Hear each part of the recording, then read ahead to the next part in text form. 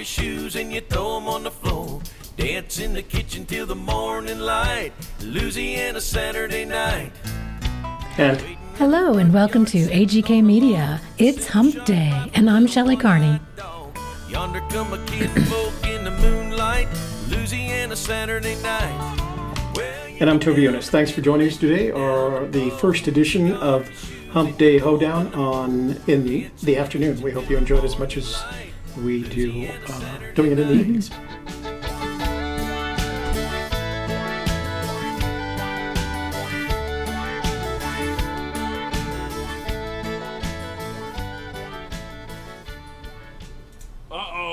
Guess what day it is? Julie, huh? Julie, guess what day it is? Julie, huh? Julie. Mike. What day is it, Mike? Come on, I know you can hear me. Anybody? Huh? Woo-hoo! Mike.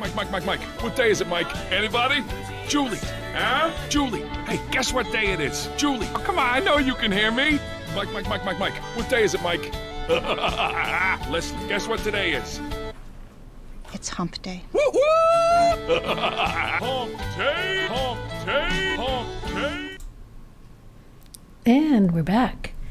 I didn't know we were going to be wearing matching outfits today. Oh, we are kind of a little bit light. I should probably turn down some of the brightness. They're seeing it on that end. Yeah, there's a lot of white going on. So before we get started today, first of all, we wanted to welcome all of you for joining us on this afternoon edition of Hump Day Hoedown. We hope you enjoyed. Secondly, overnight last night, two things happened. Windows 10 did an update, and OBS did an update to correct those audio problems. One of the things they corrected, and it was a full level update. It was a 1.0 level update. The result is we're seeing a very slight delay between what we're saying and when it actually comes out in audio. So it's going to be slightly out of sync. We think YouTube will correct that. So if you're seeing the out of sync right now, don't worry about it. It'll be fixed in the end. But it was a monster, and I was working up until about a half hour ago to make sure that everything, both on the Windows side and on the OBS side, was going to be correct. So, hi, Miss Shelley. Hi. Long time no see. Since Sunday? Since Sunday, yeah. Yeah. Cause girls like you round other guys like me to sundown. When I come through, I need a girl like you, yeah. Girls like you love and get me too. What I want when I come through, I need a girl like you, yeah. Yeah. And one day, Yeah. day in my life, I hope that I find a girl like you. You did. Yeah. Well, Right I mean, I'm right here. We got in the same way, that somebody that I'm not going to take this any further. That would be good. Yeah. Okay. Housekeeping, you want towel? Because you want towels too. So please, when you see this, like this video. YouTube likes it when you like our videos. And yes, I have an injury. I cut myself with my own pocket knife, which I sharpened, and I cut myself breaking one of the basic rules of using the pocket knife, and that is you never cut in your own direction. And I did. And that's why you don't do that. And it got pretty ugly there for a little while. But it should be okay within a little bit. I'm taking care of it. Then, if you please share this video with your family, your neighbors, your business associates, and all the folks on your social networks, and that will help us to grow the channel. And then finally, if you're not already a subscriber, this would be a good time to subscribe. And when you click on that subscribe button, you'll see a little notifications bell on the right hand side that validates your subscription. And if you click on that notifications bell, you will be notified when one of three things happen. Number one, when we announce using the live stream option on YouTube that we're planning an event. So like you should, if you're a subscriber and you clicked on that notification bell, you should have gotten a notification last night that we were planning a show for today. Then you will be informed when the show starts. And finally, you will be informed when we add anything to our community page. YouTube gives certain of its partners the ability to use a community page, and And that way we get to keep you informed on what we're doing, or pictures we're taking, or things that people have shared with us. So that's why it's important to subscribe. And I got a couple of emails or text messages advising us that they never know when we're going to be on. Well, if you never know when we're going to be on, it's because A, you're not a subscriber, or B, if you are a subscriber, you didn't click on the notifications bell. Because YouTube does a real good job. It looks like a bell. It's up in the corner next to your little avatar. Yeah, and Right top and corner. you should be active. We do it with all the channels that we subscribe to, and that way we know when something is happening on their side as well. So I need to do a quick update. So here's the plan for today. We've got some emails that we're going to read. We'll read those, then we'll say hello to the folks in the room. Mm-hmm. And then we've got a bunch of text messages and voicemails, and we'll try and get those. And if we have enough time, we're going to try and go the 2 hours today. And if we have enough time in the 2 hours, we'll start taking some inbound calls. And don't forget that today's show is a little different because we're starting a new programming method, and 1 o'clock on Wednesdays is Hump Day Hoedown, and 7 o'clock tonight we'll be back with What You Need to Know, our brand new show, and hope that you will tune in for that as well. Yeah, it's based. That show is based on what we think are some important and key elements of the news that have come out in a lot of different areas, everything from entertainment to science. And we're going to add commentary to it, giving it what we think is what you should know, and that's why the program is called Why. And What also opening it up to your input in case maybe we can learn a thing or two from you about the same topic. Exactly. Oh, and I think I have an email or a voicemail from someone that asked about that, so we're going to address that in this program. Okay. The last thing I wanted to advise you is that this afternoon we are having a Zoom test with Sassy Sherry in preparation for our Friday night show, and in the process of planning this Zoom event, this Zoom test this afternoon, which you will not see. We're not going live with it. We're just going to test that she has the equipment necessary to Zoom in. She said something to me that really shocked me in a way. And what she said, as a result of the conversation that she and I had, and that she's had with folks since then, on that Wednesday night when we spoke with her, she decided to relook at the poem in the context of her understanding that she acquired as a result of finding the Blaine treasure, the golden orb. And she's discovered something in the poem. And she told me what it was. And the first thought that came to my mind when she said it is, perhaps this is that explosive moment that, was it Dale that referred to, we need an explosion of some kind? I think you said that, yeah. Yeah. So I think we may have that explosion, and she's going to share as much of it. You know how she was the last time. She just opened up. So she's going to share with us as much as she can on Friday night. And I'm going to strongly recommend, if you're looking for that explosive moment that has been referred to in terms of the treasure hunt, then this would be a good time to tune in. And as you're probably aware, there's been a lot of discussion of whether or not there's a lead searcher, whether the treasure will be found. I think Shelley and I have expressed our opinion on this matter on a number of occasions, and that is, we don't think the treasure is going to be found this year. We're not even convinced that, based on the current paradigm, that it's going to be found in our lifetimes. And I think what is interesting about this is that it's intrigued me. What she said has intrigued me enough that I feel like it's the paradigm shift that it's going to that this treasure hunt requires in order to reinvigorate folks that have had an interest, and in order to get us out there looking. And if I'm not saying she's right. I'm not saying she's right about what she's discovered any more than I'm saying anyone's right about the folks that write us and say they've found the treasure. But it intrigued me enough to make sure that we talk about it on Friday night, and that I really think this could be that inflection point in the current paradigm that will cause a paradigm shift, an explosion, if you will. All right. Are we ready for our email video? Yeah. With Oh, that- email on that video. note? Email video. Oh, there it is. Right at the top.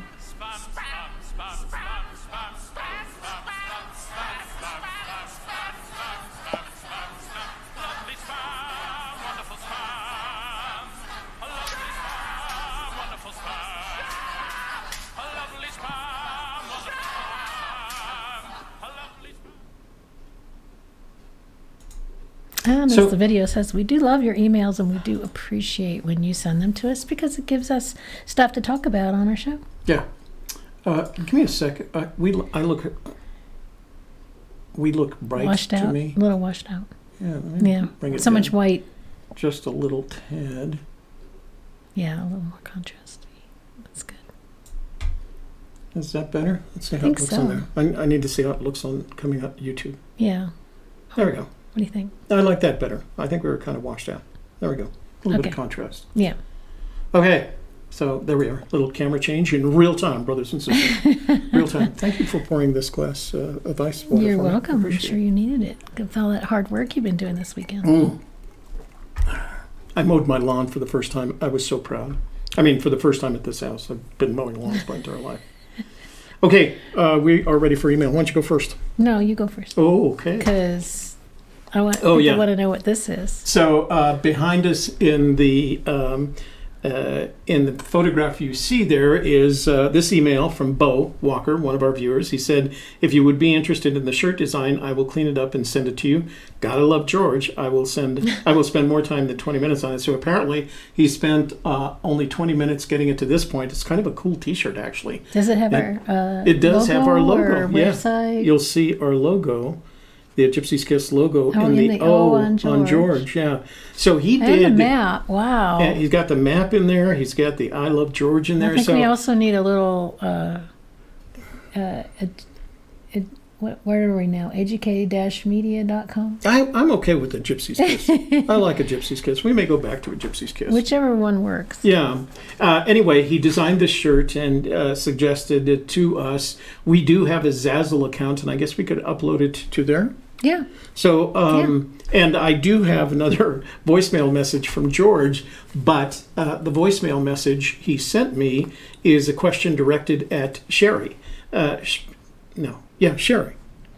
Sassy Sherry. Mm-hmm. And so I'm not going to play that one until Friday night, but George did call back in.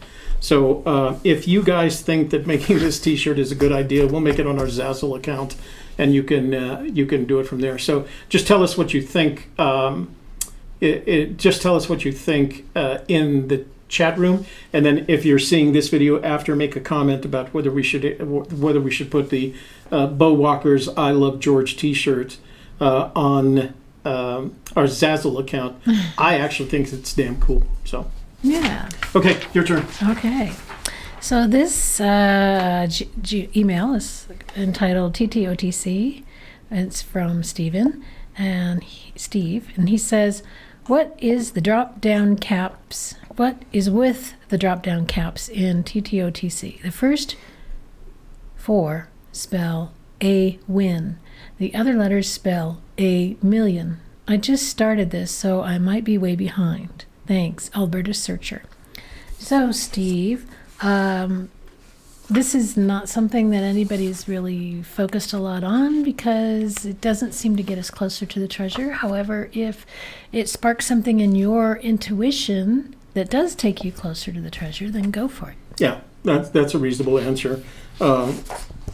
He found the first one a win. That's an accident.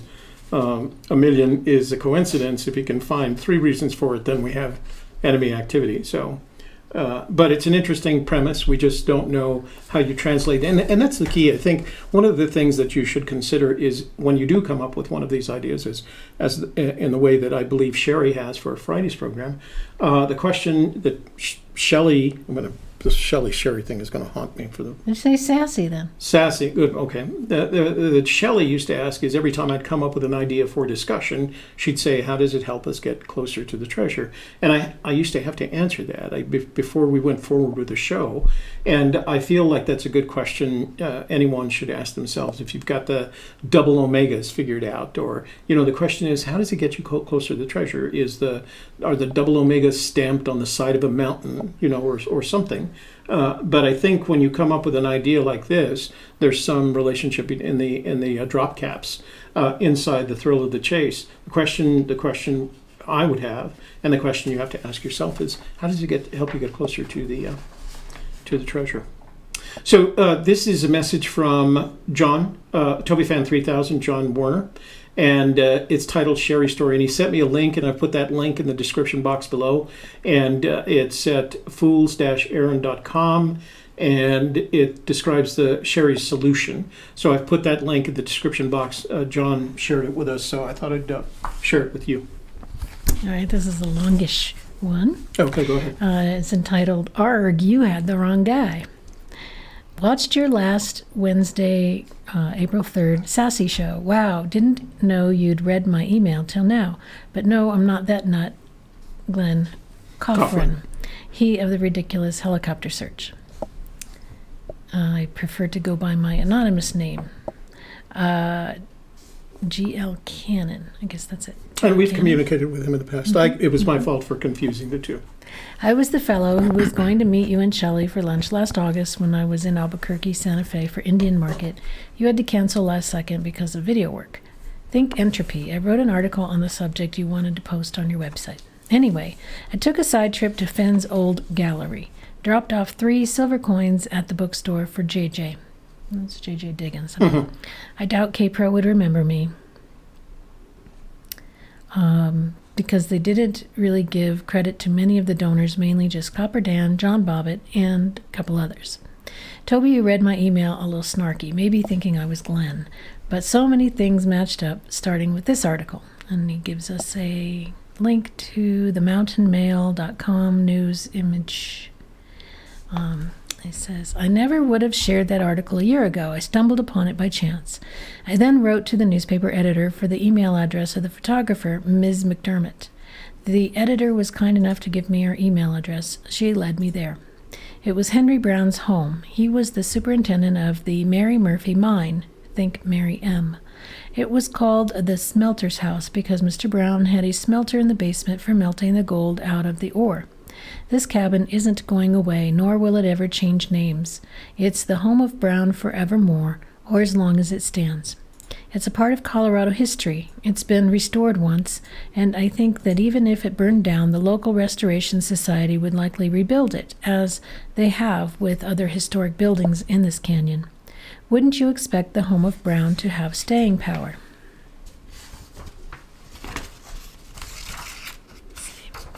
It's not far from the Arkansas River, before its confluence with Chalk Creek, where lies a prominent hot springs at the entrance of a canyon whose creek ultimately leads you to this cabin. It was an eerie solve in that many of the poem's clues seem to align. I probably spent 8 total days in the vicinity, though, enough to convince me that it's not there. There's a couple other searchers who have been in this vicinity who have created YouTube videos, but they were digging at the base of trees. Anyway, I'm not crazy Glenn. I'm perfectly sane Greg, although I prefer not to use my real name online. Missed you guys. Glad you're back. Cheers. Greg. So let me address a couple of things in there. Well, GL, Greg, I did confuse you with Glenn Coughlin, and I apologize for that. That was intentional. If I did read it kind of snarky, it was because I thought it was another one of those. He is referring to a particular theory that does involve that area up around Chalk Creek. There's a town up there that was partially owned by the Browns. It's been implemented a couple of times. There was a preacher, Perry something, that attempted it, and he was supported by a YouTuber called Adventures Unlimited. and they have that Chalk Creek solved. It's gotten a couple 100,000 views since they put it up, and it's been about 2 years ago. And they ended up finding a hole at the base of a tree that they concluded was the same size as the treasure hunt. So that's the one that Glenn is referring to in here. He did give us a Greg. link to that article. Greg. Greg, great. Greg, sorry, Greg.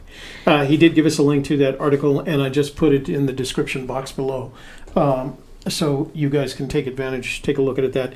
But the solution he's referring to that involves this Homer Brown is the Chalk Canyon or the Chalk Creek solution that Perry, he was a minister or preacher Perry something, and Adventures Unlimited posted, and I It think was it's the one where they got there and decided they needed to buy motorcycles. yeah, exactly, yeah. Yeah. I like that kind of solution. Let's go buy a motorcycle. Yeah. Okay, so apologies for that. Dang it. Okay. And My turn. it's still your turn, but you know what? Let's go ahead and do this one real quick because Eric Schmidt did post this in today's chat already. Oh, okay. There's a link Eric Schmidt posted. He says, a bear pinned a Montana teenager to a tree. He fought back with bear spray. And you see that link that Eric posted, CNN.com, Montana teen survives bear attack. So check that out. Yeah, Eric posted it in the chat room, and it has also been posted in the description box below. It's an interesting story, and I think CNN had some video associated with it now. Basically, it was a kid walking through the woods. I can't remember what he was doing. He wasn't searching for the Fenn's treasure. He was looking for, antlers. He was looking for antlers to add to his collection or sell, because hunters will buy those deer antlers to use them as ways to attract deer. Rubbing them together because it sounds like two deer fighting. So he was up there looking for antlers, and a bear popped out at him, charged him, pinned him against the tree, and was probably trying to figure a way to how do you eat something this big. But he managed over the next probably less than 30 to 60 seconds get his bear spray out and let the bear have it. And it was enough to scare the bear off, which is pretty good because when you consider the bear had already found his meal and was in the process of trying to figure out how to enjoy that meal, knowing that the bear spray had a positive effect on the situation or a negative effect on the bear is actually good news.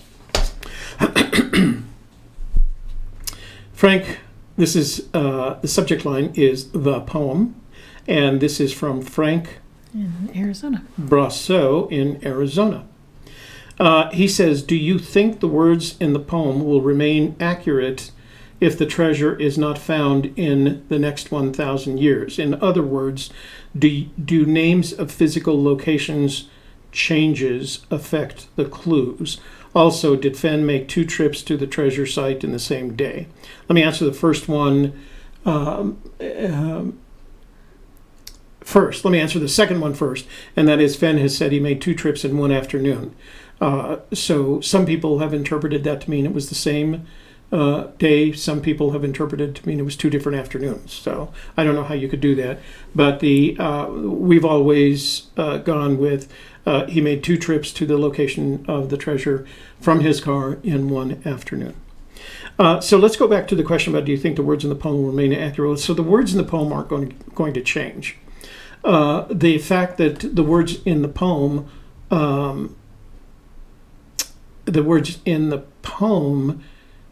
represent physical locations. We believe they're metaphors for physical locations. We don't think that transition is going to change. So let's say, and I'm just using this as an example, let's say that the home of Brown is a place on a creek where brown trout congregate. That concept is not going to change. So the words in the poem are not going to change. The concept that it represents is not going to change. It's still going to be Fenn's interpretation that the home of Brown is a place where brown trout gather, right? And if you want to see a place like that, just look at the rise in Sinks Canyon, because that's what they do. But the point that I'm trying to make here is, in 1,000 years, what will have changed? Well, let me give you an example. So our warm waters halt at the border between Colorado and New Mexico. What are the chances that in 1,000 years the border between Colorado and New Mexico remains in the same location, or that the United States even exists in its current configuration, etc., etc.? I believe there's a chance that it may change. The point is, if in 1,000 years, not you and us, Frank, but if in 1,000 years somebody's looking for the treasure, they're not going to go with data and facts that's relevant to that time. They're going to go with data and facts that's relevant to our time. So, for again, another example, let's say my warm waters halt, our warm waters halt, is based on the New Mexico fishing regulations as of 2010. There will likely be no fishing regulations in 3010, but you're not going with the fact that there's no regulations in 3010. You're going back to the archives, the digital archives, and looking for the fishing regulations in 2010. So and then you're going to have to deal with the fact that perhaps the border between Colorado and New Mexico has changed, right? So the words in the poem will not have changed. The physical, the physical locations, the physical objects and or locations for the poem will not have changed. Home of Brown is still going to be the home of Brown, whatever you've interpreted that be. Whether or not that object still exists in the way that it did in 2010 is a completely different question. As a result of ecological, environmental, geologic, geothermic, all of those things could have an impact on the physicalness, on how those locations and objects look today in 1,000 years. But thankfully, you and I and Shelley don't have that problem, because we have today. We don't have 1,000 years from now. Okay? I hope that makes sense. If it doesn't, ask some questions. Go ahead. My turn? Mm-hmm. My turn. Okay. This, the title is Searcher Tourist from Larry.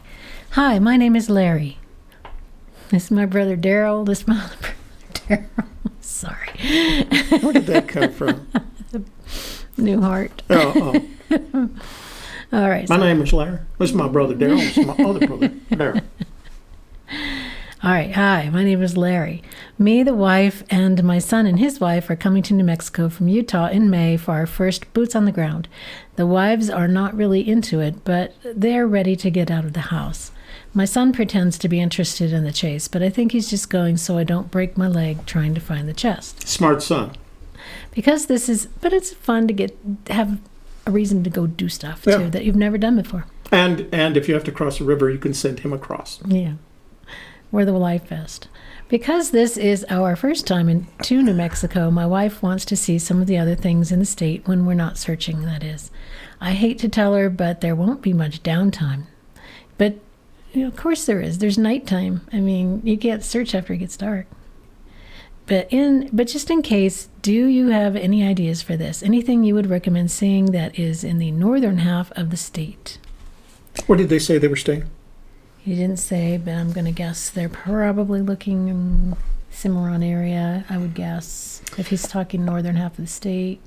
So if you were talking about the northern half of the state, although it's a bit out of the way, I would make sure that I visited Chaco Canyon, which is just amazing. If you have any sense of history and culture on an anthropological scale, I would suggest Chaco Canyon. If you're in Taos, there's a small area of the downtown area that has some nice places to eat and get drinks. There's a Black Mesa tasting room I highly recommend in Taos that we had a great time at. They have music there in the evenings, on the weekends. Wonderful place to visit. And there are several wineries between Santa Fe and Taos as you head north. Yeah, Black Mesa is the only good one. There a are little several biased. wineries. I'm a little biased, but There are we've several, tried them, Yeah, we have. and if you trust me, my taste in wine, you'll know Black Mesa is the place to go. Yeah. Plus, you'll also drive In along. Velarde. You'll drive along the Rio Grande River for a good distance, and the Rio Grande is just a beautiful river, especially if you're a trout fisherman or a rafter or a kayaker. If you're in Santa Fe, make sure you visit the plaza. There's, always Native Americans in the plaza selling all sorts of things. And there's some cute shops and restaurants that encircle the plaza, and it's just a really cool place to visit. Yeah, Santa Fe Plaza, the Taos Plaza, or within, let's see, 100. The Santa Fe Plaza has the Palace of the Governors, but mostly it's curio shops and tourist shops around the plaza, very different from how it used to be. The plaza in Taos is still very old style, Yeah, and Very you much can't like it always used to be. count on being a lot of stores and shops. They come in and they go out. Yeah, But that's where the Moby Dickens bookshop was in Taos. when it was there. Yeah. If the ladies would like to take the day off and go do something fun by themselves, there's a wonderful spa called 10,000 Waves in the Santa Fe area. I highly recommend. It's a lot of fun and very enjoyable, relaxing day for the ladies. And if you Men can go too, but the ladies like it a lot. And if you do take a day and go to Chaco Canyon, you're then not far away from Mesa Verde, which is in southwestern Colorado. And it's another one of those anthropological wonders where the ancient Native Americans... What about the Pueblo in Taos? the Pueblo in Taos is nice. see? It's different. I mean, you have to remember that the Pueblo in Taos has been in the same location for 1,000 years. It's interesting architecture because it's a combination of original Puebloan architecture and then the impact of the Spanish using adobes, etc., etc. I would go. I mean, it's certainly there to see. If you're as far south in Albuquerque, the two places that we recommend you go see are Petroglyphs National Monument and the Nuclear Museum. And if you're having wonderful weather, take the tram up the side of the mountain on the Sandias. Yeah, for a great and there's view. a restaurant at the top that you can. And then depending have a little lunch how or some far drinks. north you go, if you go as far north as Chama, then you can take the Cumbres and Toltec Railroad ride from Chama to Antonito and back. And you get to stop at Osher Station, which some believe is the location where warm waters halt. And if you won't have a car, but if you take the road that we've taken to get down to the canyon down, there's the Rio de los Pinos, and they're, including Shelley, had a theory that the Osher Station is warm water salt, and taken in the canyon down, not far but too far to walk, is the road that leads down to the Rio de los Pinos because it's a switchback road. And it's exciting to drive. But it's actually not that far down from the station, right? It's not far, but it's too far to walk because you have to take this road to get down there. So There's a couple of places in Santa Fe that are owned by George R.R. Martin, including Meow Wolf, which is a walkthrough experience. It's sort of an art museum, but it's more of a walkthrough experience with clues and a mystery. So if you want to go do something like that, if you're having terrible weather, it's all indoors, so that would be an option. And then there's the Jean Cocteau Theater. In Santa Fe as well, and that's owned by George R.R. Martin, and he's actually got his books in there for sale, as well as And signed, all they of them have signed. movies there occasionally. and you have to make the pilgrimage, of course, to the Collected Works bookstore in Santa Fe, which is off the plaza, especially if you don't have your copy of The Thrill of the Chase, and you get to deal with those fine folks from the Collected Works bookstore. So there's tons to do. Yeah, there's lots to do. So, just take some notes and check the ones that you can, and then if you're driving to look for the treasure, you want to see the area around the Rio Grande, you want to see the area around Cimarron Canyon, you may want to go by Red River if you have a passion for that area, the Rio Chama, near Chama, and below El Vado Dam. Our area, the Rio de los Pinos, up between Colorado and New Mexico, and if you're a fly fisherman, do yourself a favor and get some fly fishing in. Even if you go, the Pecos is probably 45 minutes to an hour. Good fishing on the Pecos up in Torero. It's about 45 minutes to an hour away from Santa Fe, and it's great trout fishing. Hope that helps. Your turn or my turn? Your turn. This is the original, this is from Tiny May, and this is the original age, the title of the email is the original AGK, Where It Be. Hey, Toby and Shelley, hope all is well. I've been going back through a bunch of videos to refresh my what-ifs before going out searching in a couple of months, and just thought I would make a comment on how much I truly enjoy the original format of AGK. By that, I mean a 20 to 30-minute thought kicker and info opinion share to ponder on. The new 1 to 2 hour chat gig is apparently not for me because I find myself forwarding through and missing most of it. Just my thoughts. As always, wishing you both lots of success in your new endeavor, Smokey Bear. Smokey Bear. B-A-E-R, bear.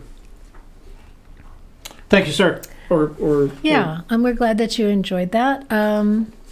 We pretty much came to the end of anything that we had. Anything interesting to talk about, anything new to talk about. We were rehashing a lot of old stuff over and over, and we had decided that, let's give our viewers a chance to suggest topics of discussion. And they've been doing a great job with these emails and texts and voicemails to continue to be cutting edge and what people are thinking about and wondering about.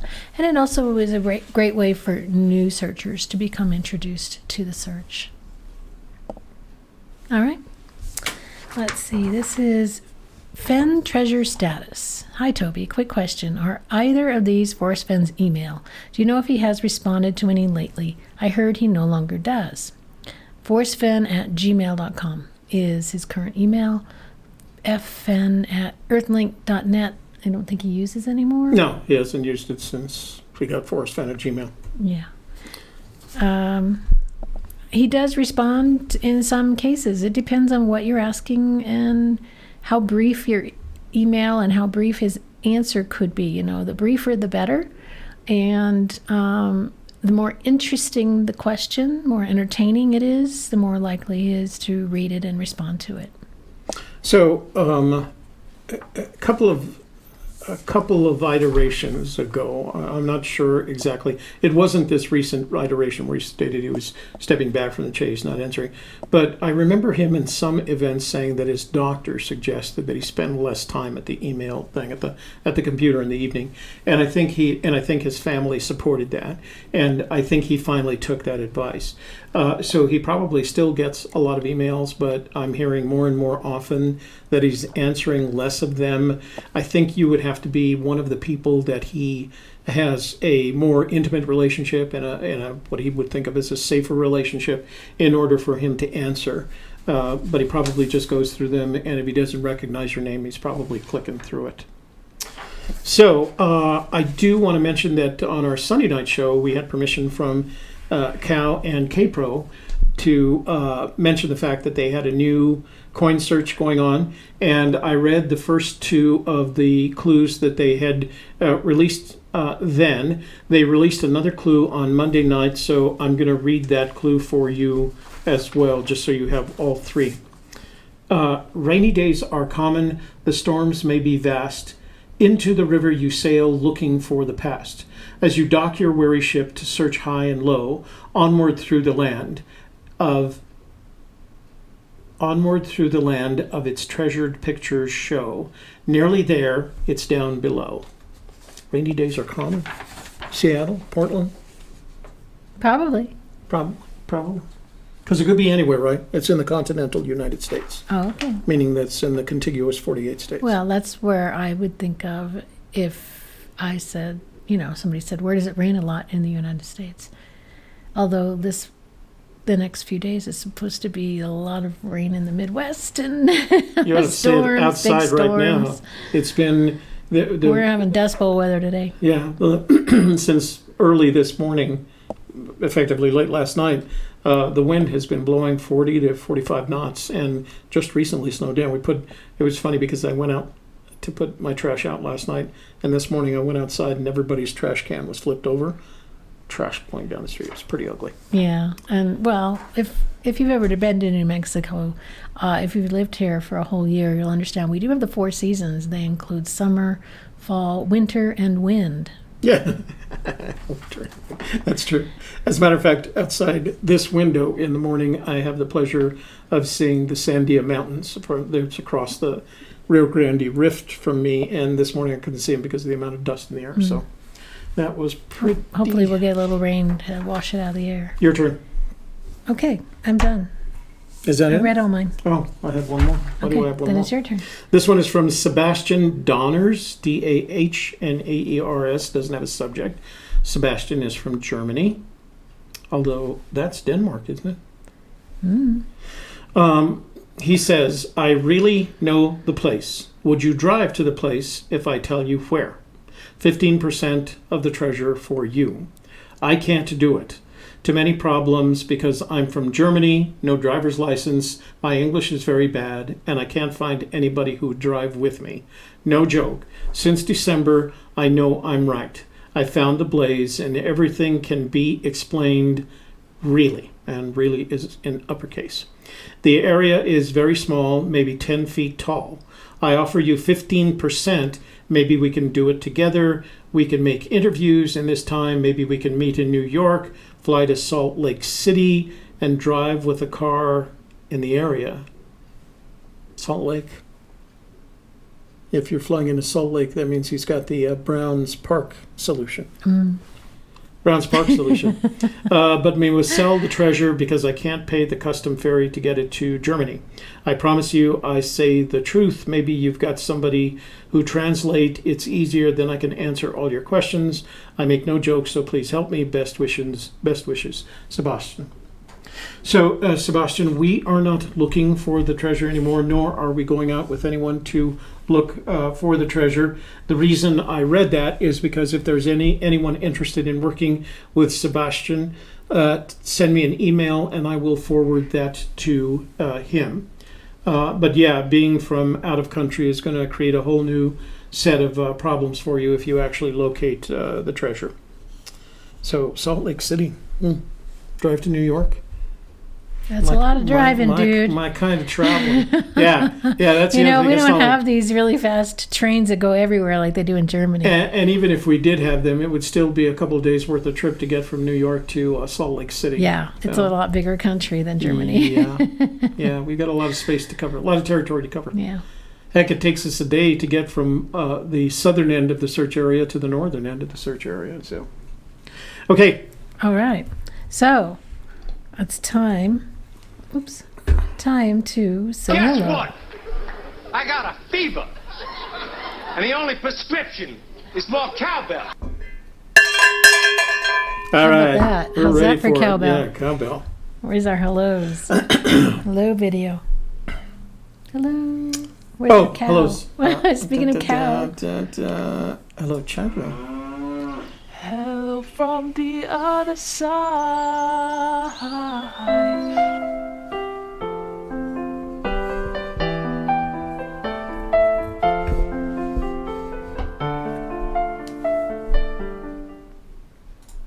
And So- we are glad you're here. Remember, if you have a question for us directly rather than just kind of opening it up to the chat room, precede your question. If you're going to leave it in the comments, precede your question with an ampersand. @ sign. AGK Media, a little squiggly thing.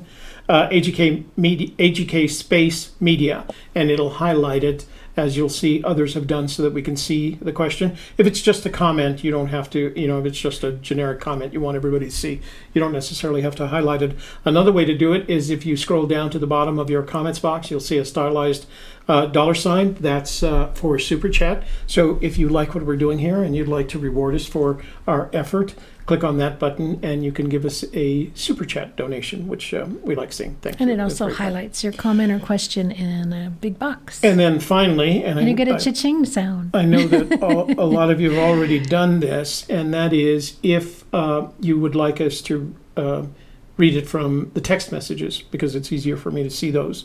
Send a text message to the phone number that's right below us. 866-597-9901. and we'll read it here. But there's something, and I'm gonna read a message that had to do with this. So if you send us an email, or if you leave us a text message, or if you leave us a voicemail, there is a 99% probability that we're going to play that on our show.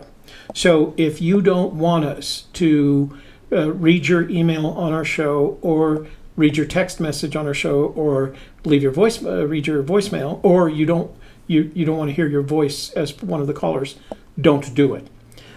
Because it doesn't make any sense for you to send me an email and then say, don't read my email, or send me a text message and say, don't read my text message. Better for you just not to send it, because there's nothing that you could say to me in a confidential way that to me shouldn't be known by the rest of the community, right? So if you're sending an email and it says, I know where the treasure is and here's where it is, but don't read this, better for you just not to send that email. We would appreciate it. And that way we don't have to worry about it, right? But worry about the chance that we're going to offend you by reading it. But there is a, like I said, high probability that if you send us something, we're going to share it with our audience. Yes. Okay? Yes.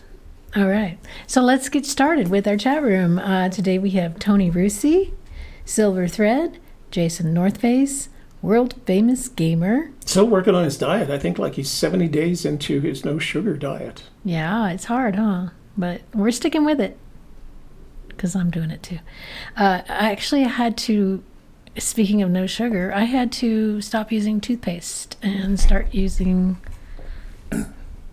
baking soda because there is sugar, artificial sweeteners, and other good junk in toothpaste that gets into your system. So if you're trying to stay away from all sugars, check your toothpaste ingredients.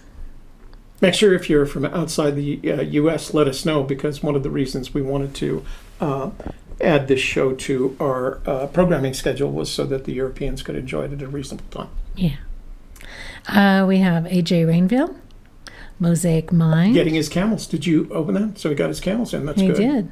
I haven't had to approve anything. Everything's been approved already. Mosaic Mind is here having his lunch with us. Some tea for Brits that are watching today from A.J. Rainville. Robert Zielinski's here. John Edo.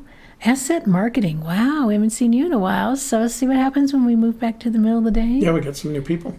Or people we haven't seen in a while. What if you knew where a treasure was in a government public place, but to dig it up might have possible criminal consequences? Would you dig it up anyway? No, I wouldn't. No, Fenn says don't break the law. Yeah, because then it's a trap. And it is, we believe there's a high probability that he set it up so that you don't have to break the law. Yeah. Hot Rod Mav. Davio's here. Davio. Just got off work. Wow.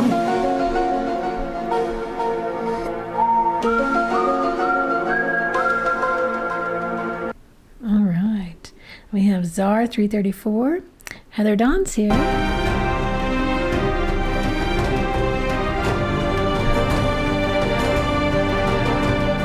All right. So season 8 of Game of Thrones starts. Hey, shh. We're going to talk about that's that right. later. We're going to talk about it later. Never mind. Be there tonight. Yep. William is here. William.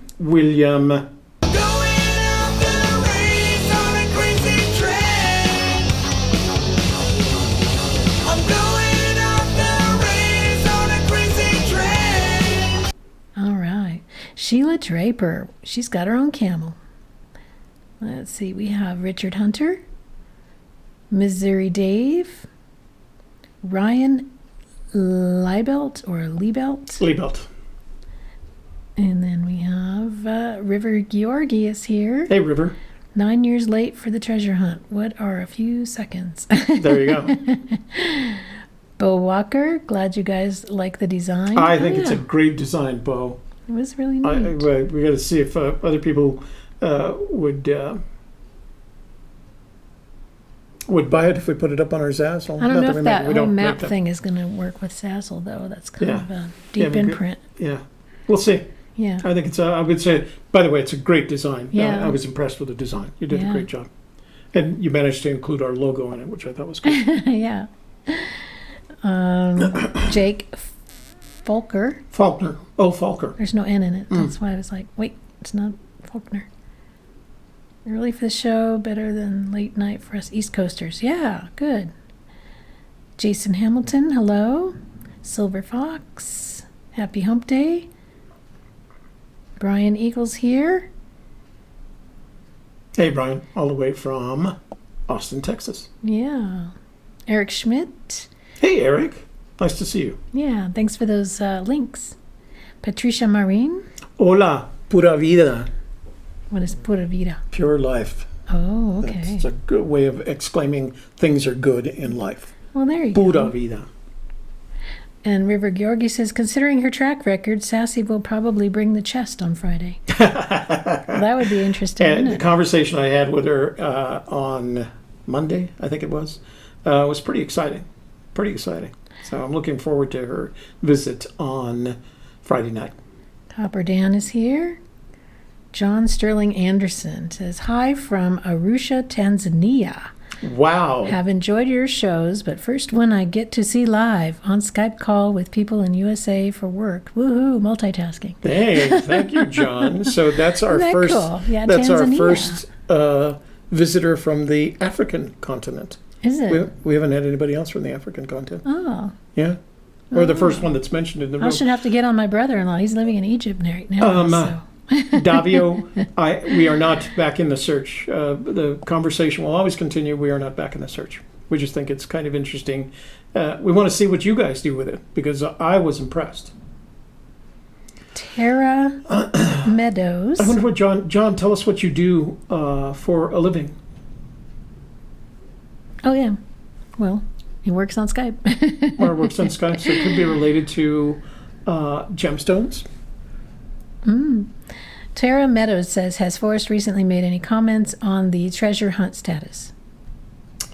No other, he's responded in the sense that actually, I can't think of anything recently where he's said anything directly related to the treasure hunt status. Right, he's not said it's still out there, he just said he's backing away from it. Can you think of anything? Can anybody think of anything that he said recently relating to the treasure hunt status? Well, he said it was in Rio de los Pinos, didn't he? Brian, no, it is water. I couldn't have that much vodka and stay through the show. As a matter of fact, apparently I can't do it even well. Wait, there was something back up here that somebody said, wink, wink, $1 million studio paying off. Well, it was a multi-million-dollar studio. And yes, we think multi-dollar studio. We think it is paying off. We're having a great time with it.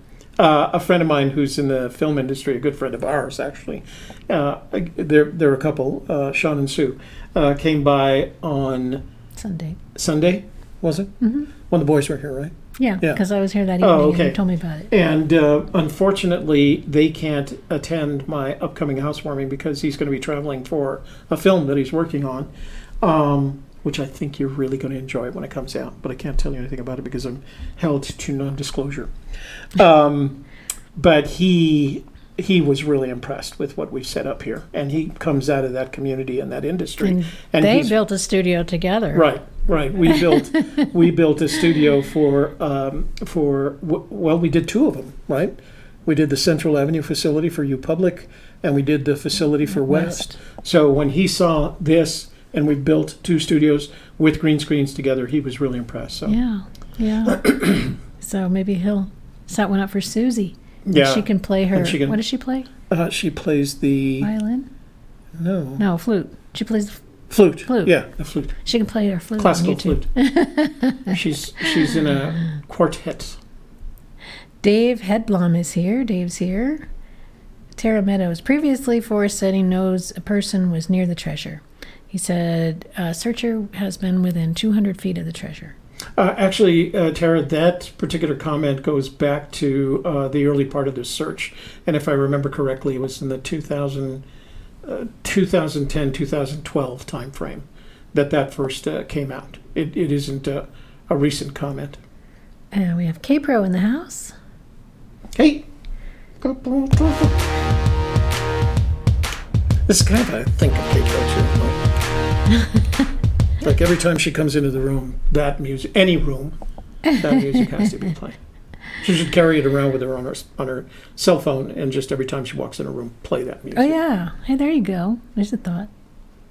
Bo Walker says, thank you very much, guys. If you need any graphic design done, let me know, and I am more than willing to help out. Oh, thank you, Bo. That's very kind and thoughtful of you. And anybody else, apparently, if Bo does graphic work, so if you need some kind of graphic work done for your channel or any project you're working on, get in touch with him. Send me an email, and I'll forward it to him. You see anything else? Eric Schmidt providing those links. Tony Russi says, where do you go to find alerts for bear in Yellowstone? And Eric answered him with a link. Okay, good. So that's been taken care of. Pars of All the Wise is here.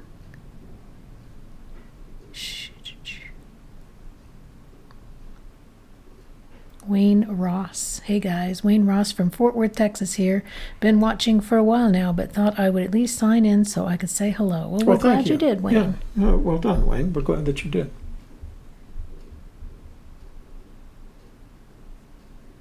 And we've got some support in the room for Heather Dawn, who's feeling low because of remembering her father. Marty Bird is here. We have...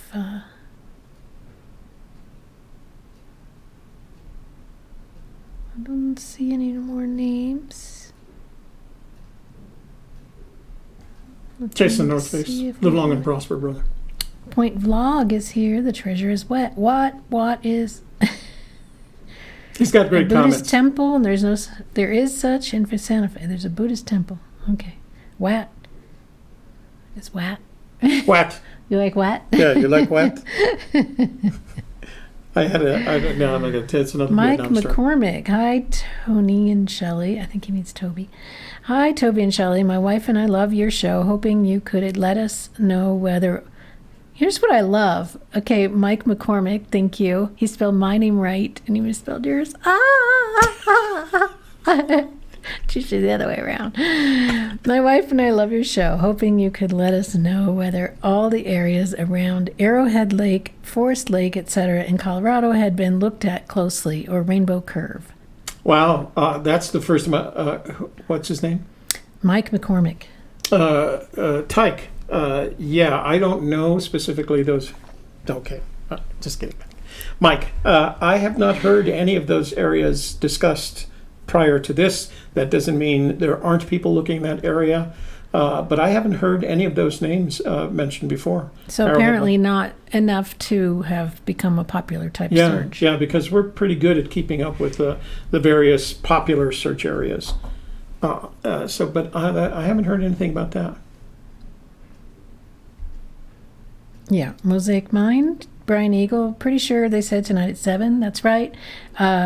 There is a show tonight at 7 o'clock. It's called What You Should Know, and we're discussing news, basically. Things in the news, things you should know, and we're going to open them up to discussion and getting a deeper dive. So we'll probably only do 3 stories, maybe, that we'll be able to cover because we're going to get into them more deeply. Yeah, K-Pro. So somebody is responding to K-Pro kind of on the same topic. Let's see. Bill Cross from Texas is here.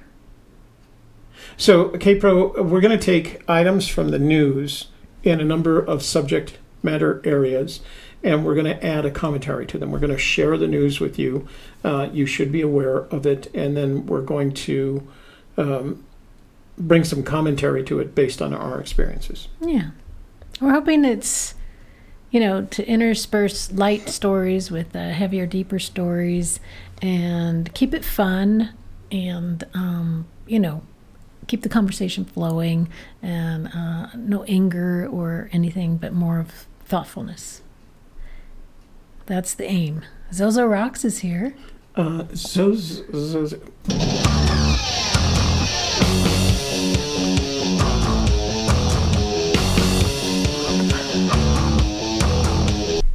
Every time I hear that song, I wish I had a shot of Jack Daniels. Oh, well, I'll bring you some. Walking Among Lions. Wait. Go back. Tony Rusi. Oh, okay. Sorry. Dev JB. Tony Rusi, have any bears ever been reported near the Oso Station vicinity? I think if you're Oso or talking, Osher? yeah, I think if you're I don't know of an Because Oso Oso station. means bear. Yeah, it's Osher, Ossier. It's pronounced. One S, I think. Yeah, is it one S? I think it's one. Yeah, one it's S. Osher Station, and your Osher Station is in Colorado, just north of the New Mexico border, and you're transitioning from the Rio Grande Forest into the Rio Grande National Forest into the Carson National Forest, and it's a big hunting area, and there are very likely black bear up there, which are a completely different species. You're not going to find any brown or grizzly bear in that area. They're much further north. But there are black bear in the area. I've never even seen sign of them, but I do know that they have a hunt up there. Both Colorado and New Mexico have a lottery-based hunt for black bear up there, and I haven't seen that hunt in probably 2 to 3 years, which means the population is in enough control that they don't need to do a hunt. So, but yeah, there are black bear literally. I've never seen any kind of sign in either of those places, but I'm not a bear hunter either. They don't have, the restaurant there doesn't have any special kind of garbage cans either for keeping bears out, so Yeah, it's probably not even an issue there. right. Parzival the Wise says, you can put me on the walk of shame list, came back empty-handed, first time in snowshoes though. First time in snowshoes, that's courageous. You got okay. that walk of shame video for him? Yeah, we do. Well, don't act like you haven't been there. 7 a.m. with the bedhead. Everyone knows it's the walk of shame. My daddy knows I'm a good girl. We all make mistakes in the drunk world. Everyone here's on the walk of shame. Welcome to the Boots on the Ground Club. Don't feel bad, brother. I've suffered 32 times. Everybody who's ever been out, boots on the ground, is there. And suffered many a humble pie day. We have Joe Treasure Hunter. Open the phone lines. We've still got some text messages to read. Oh, Marty Bird, thank you. If he says, a quote, if you are in the right spot, something you haven't thought about should be obvious to you. Do you think Forrest's message in Jenny Kyle's book is helpful or a nothing burger?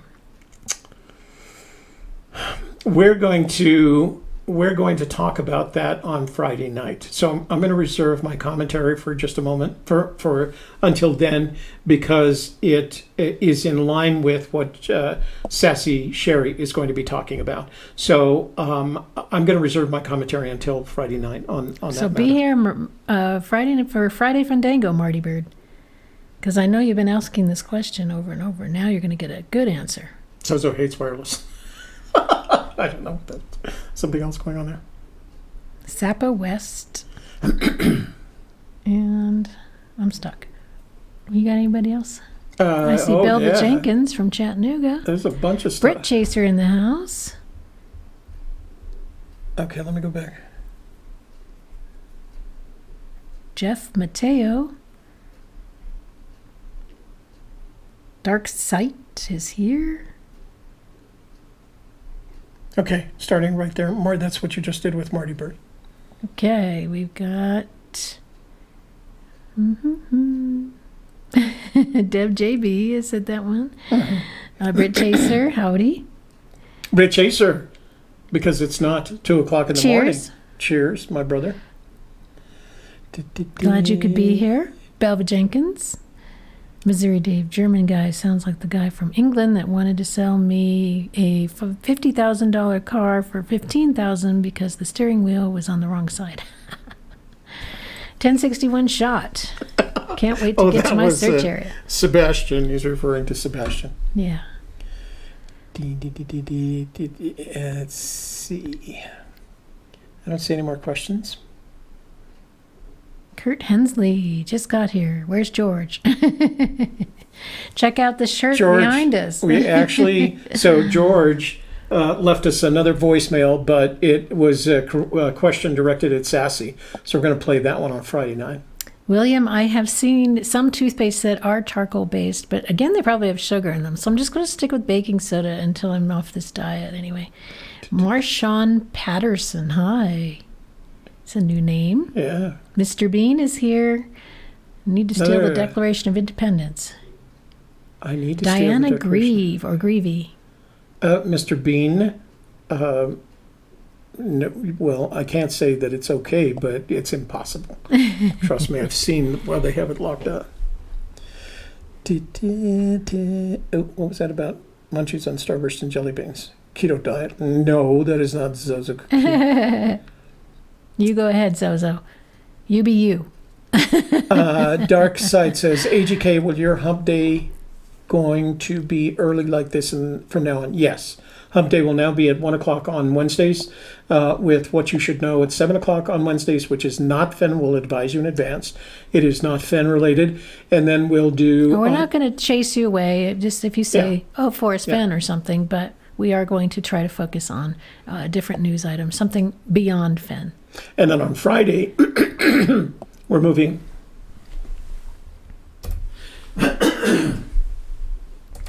On Friday, we're moving the softer side from Thursday at 1 p.m. to Friday at 1 p.m. And then we're doing our Friday Fandango at 7 p.m. Dan, That's right.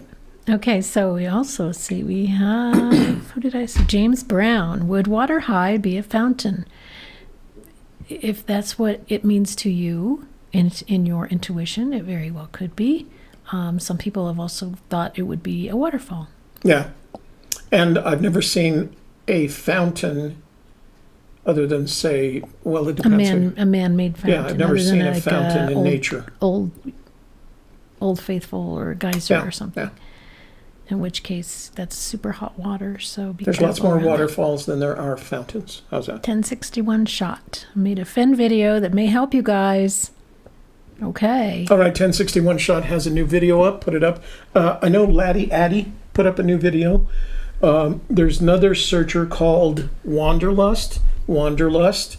It is a courtesy when you're using other folks' material that you ask them if it's okay to use it. We've never turned anybody down, but it's a courtesy to ask it.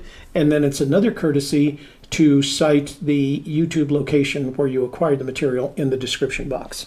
Just a courtesy, sir. John Sterling, John Sterling Anderson, Midwest born, followed by U.S. military, now engineering consultant for East Africa region, 9 years here now. Tell the German that he can come here and look for the German gold hid at the end of World War II. Wow, that sounds like fun. You should look for that, John. Yeah. You guys could get together and do it together. That'd be fun. So I would have Make a new guessed friend. in Tanzania he'd be a Brit, but he's an American, sounds like. Will C-130 says, in reference to Fenn's poem, has the theory of him using a boat to travel to and from the treasure location ever been discussed or analyzed? If he used a boat, wouldn't that leave a clue for other people to, suss out? So he doesn't, to the best of our knowledge, he's not owned a boat in this later period in his life. And we don't think, considering what you would have to do to find the treasure, we don't think a boat is there. It has, to answer your question, has been discussed and almost universally dismissed after a brief discussion. And we have Christopher Wilson offering some information. Before answering those kids' question in March, he was last active in February for the final 6 questions. All right. Thank you. Lavender Blonde. Toby, bring back the lavender tie. Just kidding. Dapper Tobes. Hope y'all are well. Thank you. I appreciate lavender tie. I'm trying to get through my entire tie collection, wear everything at least once. And I wore suits and ties for 35 years, so I've got a lot of ties. K-Pro wants to know, when are you going to have Pootie back on the show? She said, I don't know. He has been so busy with his... when you got a little kid at home and his oldest daughter, Pony, is graduating high school very soon, and they're getting ready for that. And then he's got 2 other daughters to keep track of. So he's got a big family to take care of. Plus, he's doing all of his artwork, and that takes a lot of time. and effort from him. And I noticed that he has been lurking in both our room, and if I remember correctly, I saw him in your room the other night, K-Prom. So he's been there as well. He's been answering questions. So Yeah. you He guys, shows up when he can. yeah, invite him. I know he's got the equipment, but I know literally he's been so busy we haven't been able to go to Five Guys for hamburgers. That's a very busy pootie. Hopefully we'll see him here at the housewarming. We have Wichita 6, Wichita 6 in the Dalton, room. Georgia. 25 miles south of Chattanooga. Dalton is my maiden name.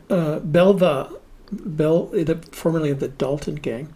Belva Jenkins is from Chattanooga, right? Chattanooga, Tennessee. Greg Keller. Good afternoon. I work overnights on the East Coast and set my alarm for 14:45 to wake up in time for the show. Wow, Very good. thank you, Greg. Yeah. That's very kind of you. Yeah. Silver Fox. Can George's music be yakety sax? That's a good one. I like That's that a good one.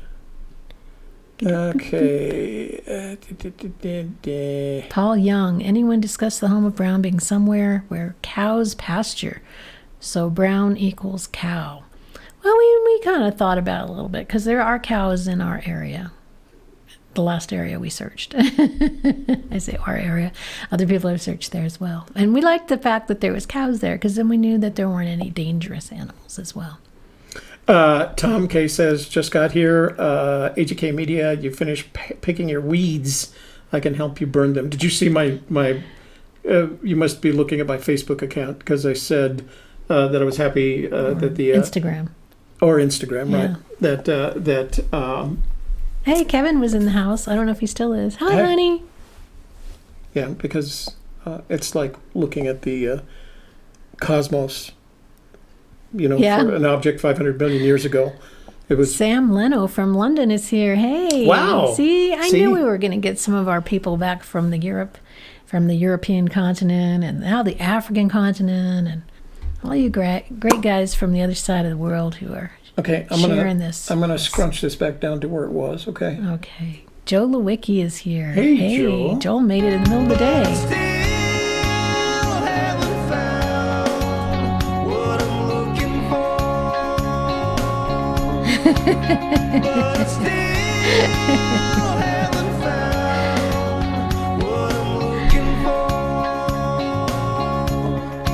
Joel says, seriously? It's so early in the day. Some people need to work, And yet, he showed up. So Tony also asks, Tony, subscribe, click on the notifications bell. You will be informed when we plan the show, because we always do it. We always put up a planning item, and then you'll be informed when the show starts, so you don't have to worry about it. Okay, you ready? Are we done with the... John Sterling wants to know, who has taken the time to read all the books mentioned in The Thrill of the Chase? Susie Fenhaven. And John Bobbitt is here. Hey, John Bobbitt, how are you doing? Long time no see. We don't have a John Bobbitt song. What's up with that? I don't know. Oh, does he say that? No. Well, okay. I said that. Britt Chaser says, have I lost my song? No, Britt Chaser. No.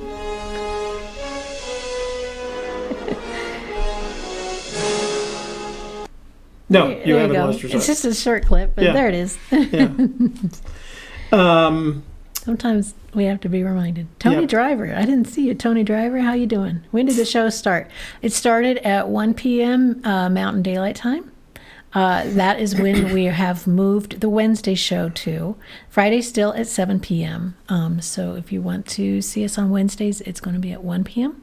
Fridays at 7. Okay. All right, let's start with text messages. So that's the one from Goldilocks that's for Sassy. So I'm going to read it then.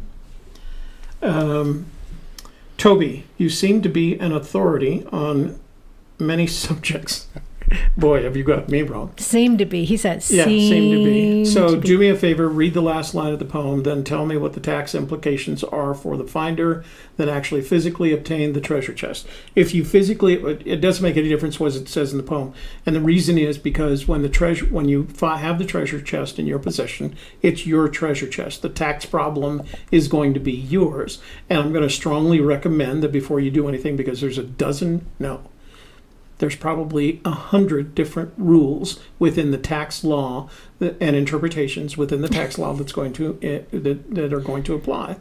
And I'm not an expert at tax law. As a matter of fact, I have an attorney who is an expert at tax law. I don't have him anymore because I don't have a tax problem anymore.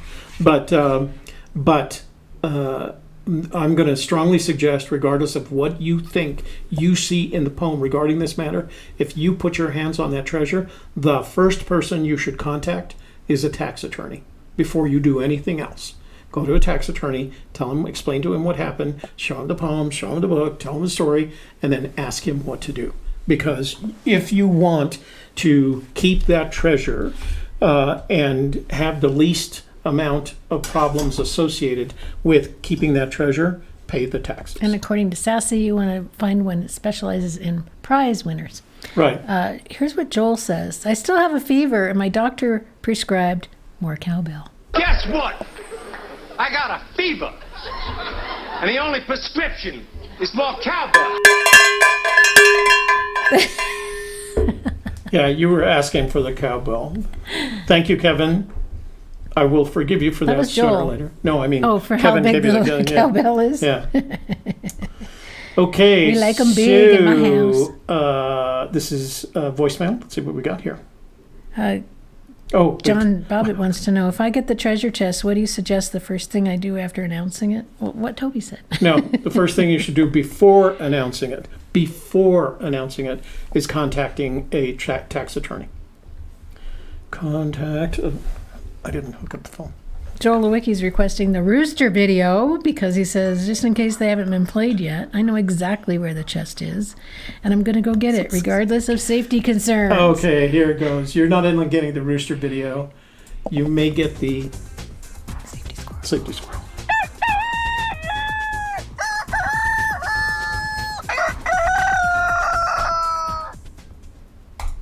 Okay, got the safety squirrel video.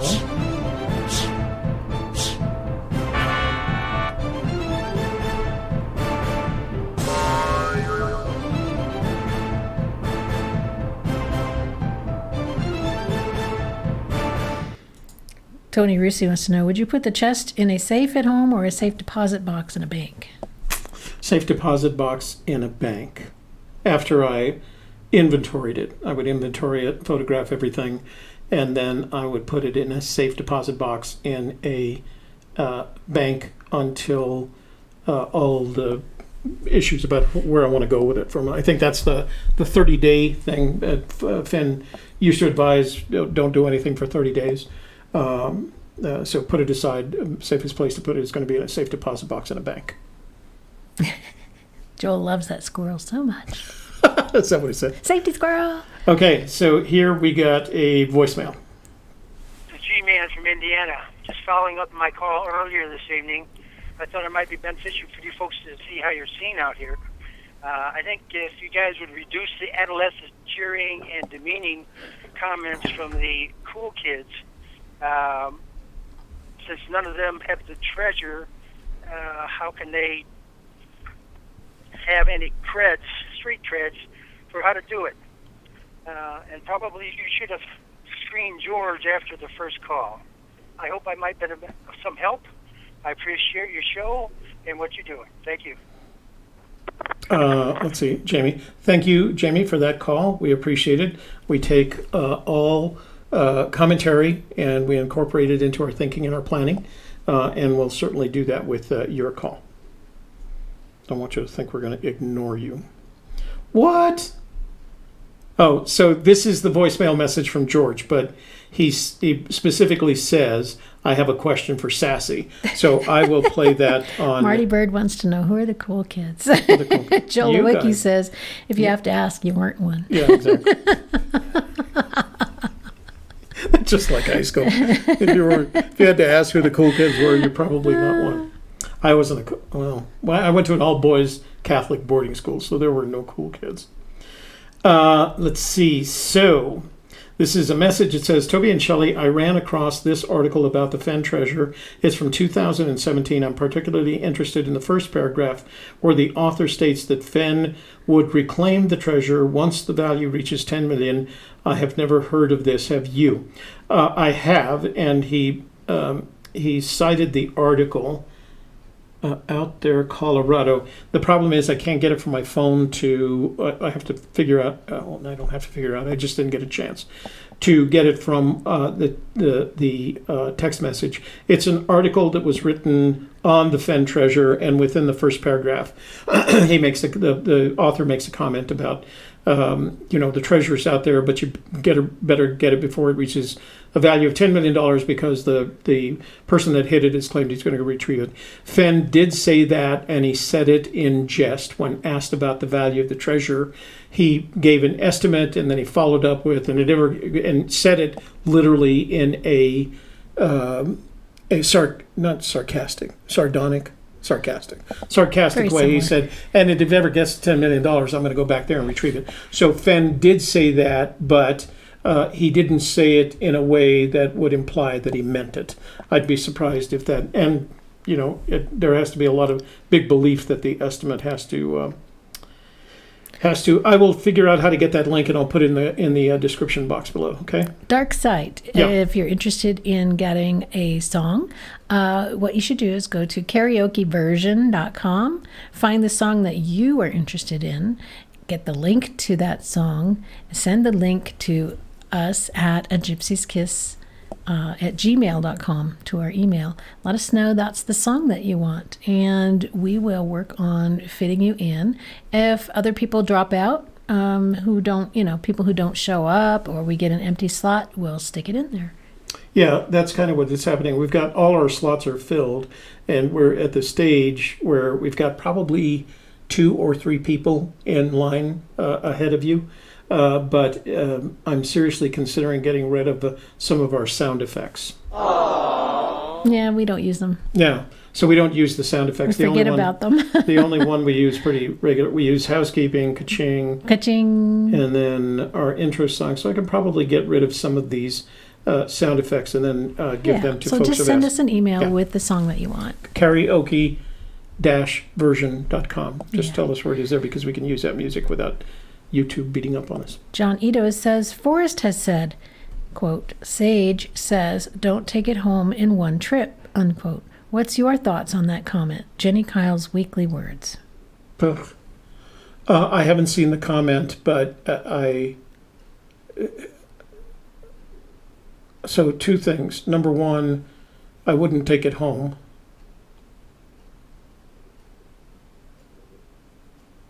And number 2, I would do everything in one trip. I wouldn't leave any part of the treasure behind at the location at which I recovered it. I think it just means it's heavy. He had to do it in 2 trips. So, make 2 trips, or don't hurt yourself carrying it, because Yeah. it is very heavy. Yeah. I wouldn't leave any part of it behind. I No, would do I whatever I needed to do, including dragging it behind me if I had to. Yeah. But he's just looking out for your safety, I Yeah, think. yeah. I don't. We have Fenn Treasure Hunters and Hey, Fenn Treasure Hunter. Caroline Prome in the house. Nice. Okay. We do have a new voicemail, so we're going to play that Okay. from Jack Ryan Oh. of Jack Ryan fame.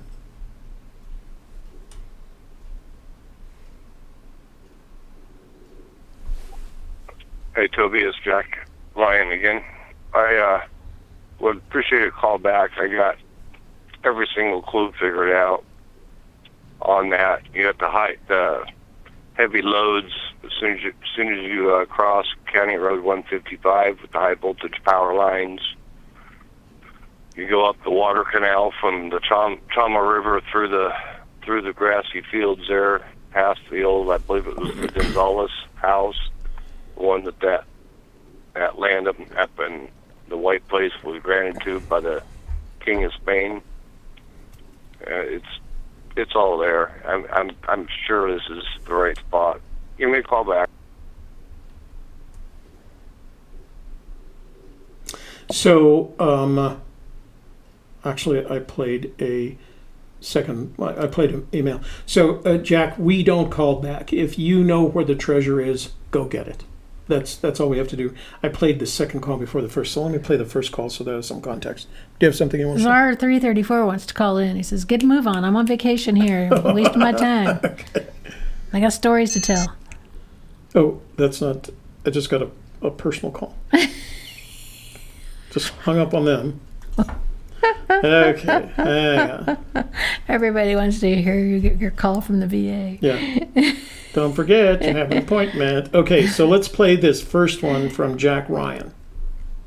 So we have some. Hey, Toby, have you looked at Abiquiu, Agua Caliente? You start at where the warm waters run into Abiquiu Creek, go into town. There used to be a business there, the building's still there, called La Casita de Chocolate in Abiquiu. It's right across the street from Georgia O'Keefe's house at your Homer Brown. The town of Abiquiu had and still has witches. No place. Hey, Toby, have you...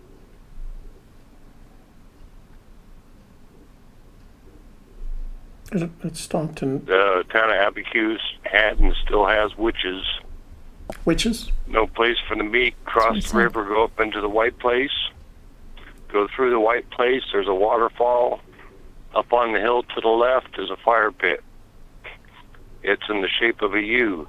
Same directional compass as the horseshoe bend in the road up where warm waters halt. There's a horseshoe bend in the road. It's the same shape at the fire pit. That property up there has a new Indian village on it. I need to know who owns that property. I talked to Forrest. He wouldn't acknowledge me if he owns it, or if he doesn't. Looked in the fire pit. All that was in there was a black military-style comb. There's a staircase leading up to the fire pit from the Indian area. All right, this is Jack Lyon. Oh, Jack Lyon. I thought he said Jack Ryan. Oh. So those are two calls. Jack, please don't be offended that we don't call back.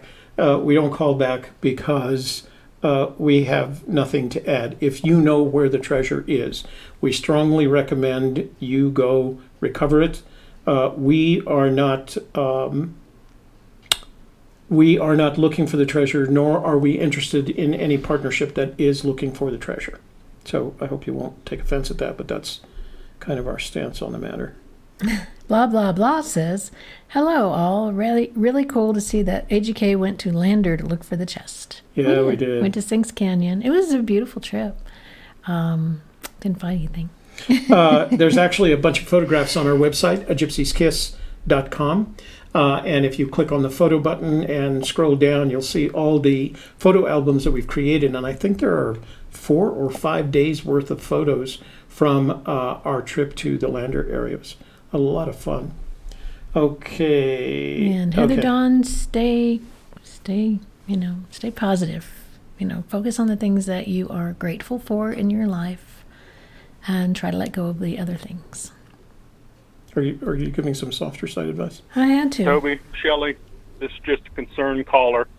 You need to tell your people when they call in on a Gypsy's Kiss to talk on the phone that they shouldn't be giving out a bunch of information on the phone like the caller did on Sunday.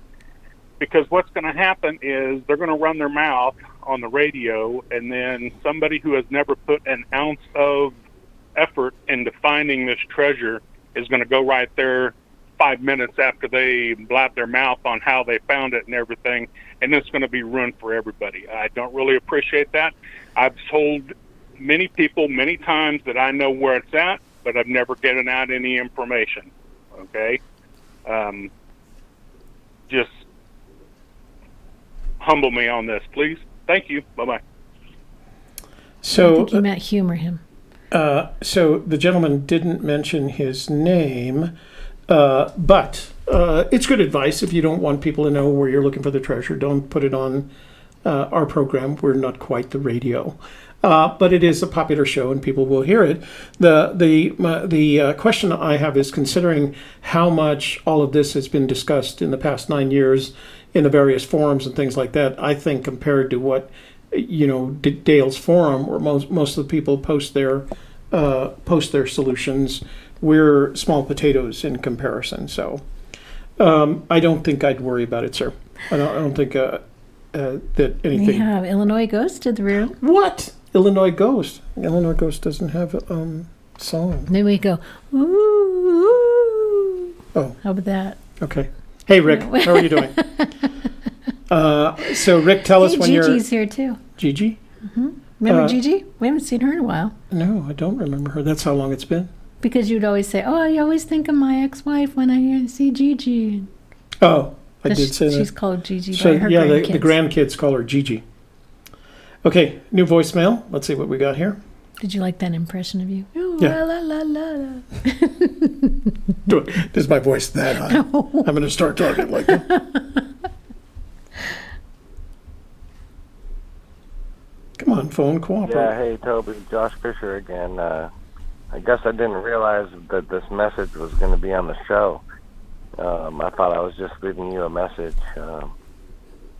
Anyway, you can call me if you want to talk about it. It's 360-270. Oh, wait, we don't want to hear your number on our show, so we're going to talk over you. Soon. And, yeah, the story is just freaking amazing. So if you're interested in hearing about it, call me. Look forward to it. Thanks, bye.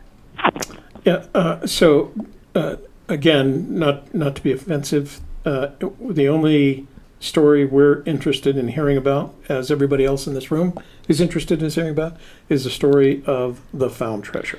And two things. Please don't say your number out loud.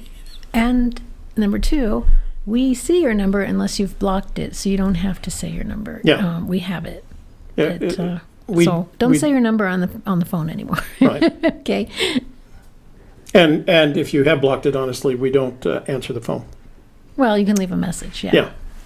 Hi, AGK. If the chest is found and goes up at auction, what do you think would be bid on it? A wealthy searcher. Who do you think would bid on it? A wealthy searcher? Question mark. Do museums make acquisitions at auction? Also, would the correct solution add value if it were auctioned with the chest? Thanks, Rich. Wow, there's an interesting idea. What's that? So part of the auction, so if you're thinking about auctioning off the chest in order to monetize it as quickly as possible, would it have greater value if you included the solution to it? Maybe you could sell that separately. I still think there's an eBay auction in here someplace. Found it goes up at auction. Do you think who would bid on it? I think the same people that bid on almost everything else at the larger auctions. People with money, people who have an interest, people who like collections, people who want to own the unique. So, and I always use the example of either a Russian oligarch or a Saudi oil prince.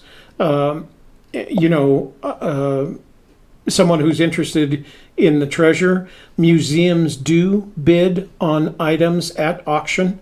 Generally speaking, they have a benefactor of some kind that's given them permission to bid on it. So yes, it could very well go to a museum, assuming that whoever was representing the museum, usually they're calling in. And so whoever's representing the museum would have to, or the benefactor, of the museum. Museums don't have this kind of money, so what they do is they go out and speak to one of their benefactors. They let them know that a unique item that is in their purview or an area of their interest is going up for auction, and they ask the benefactor if they would support them in bidding for the item.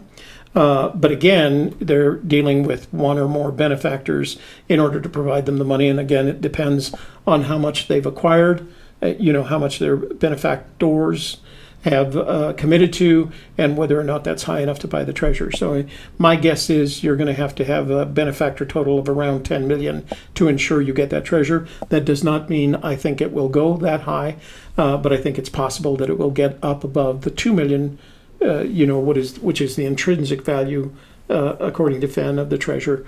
But I think it'll just be the kind of person that's interested in owning something unique. And I think if you, as Shelley said, there might be other ways to do it.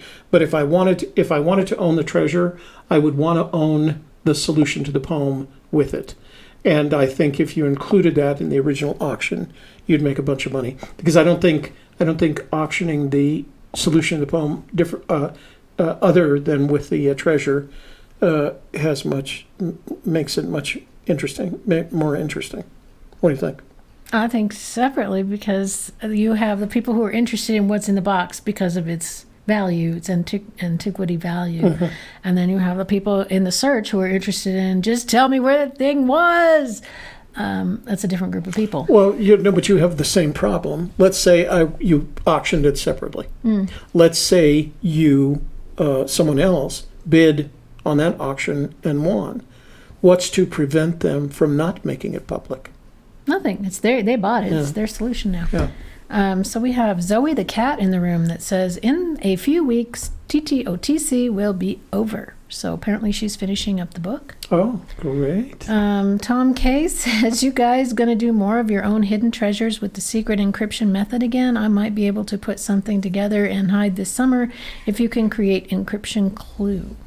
We can, if you do end up putting something out there, Tom, and you'd like us to promote it, we can write the encryption. We can write the encryption clue.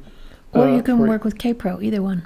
Yeah, because they're hiding stuff too, but they're doing poem stuff. And they're doing some really interesting things, interesting stuff.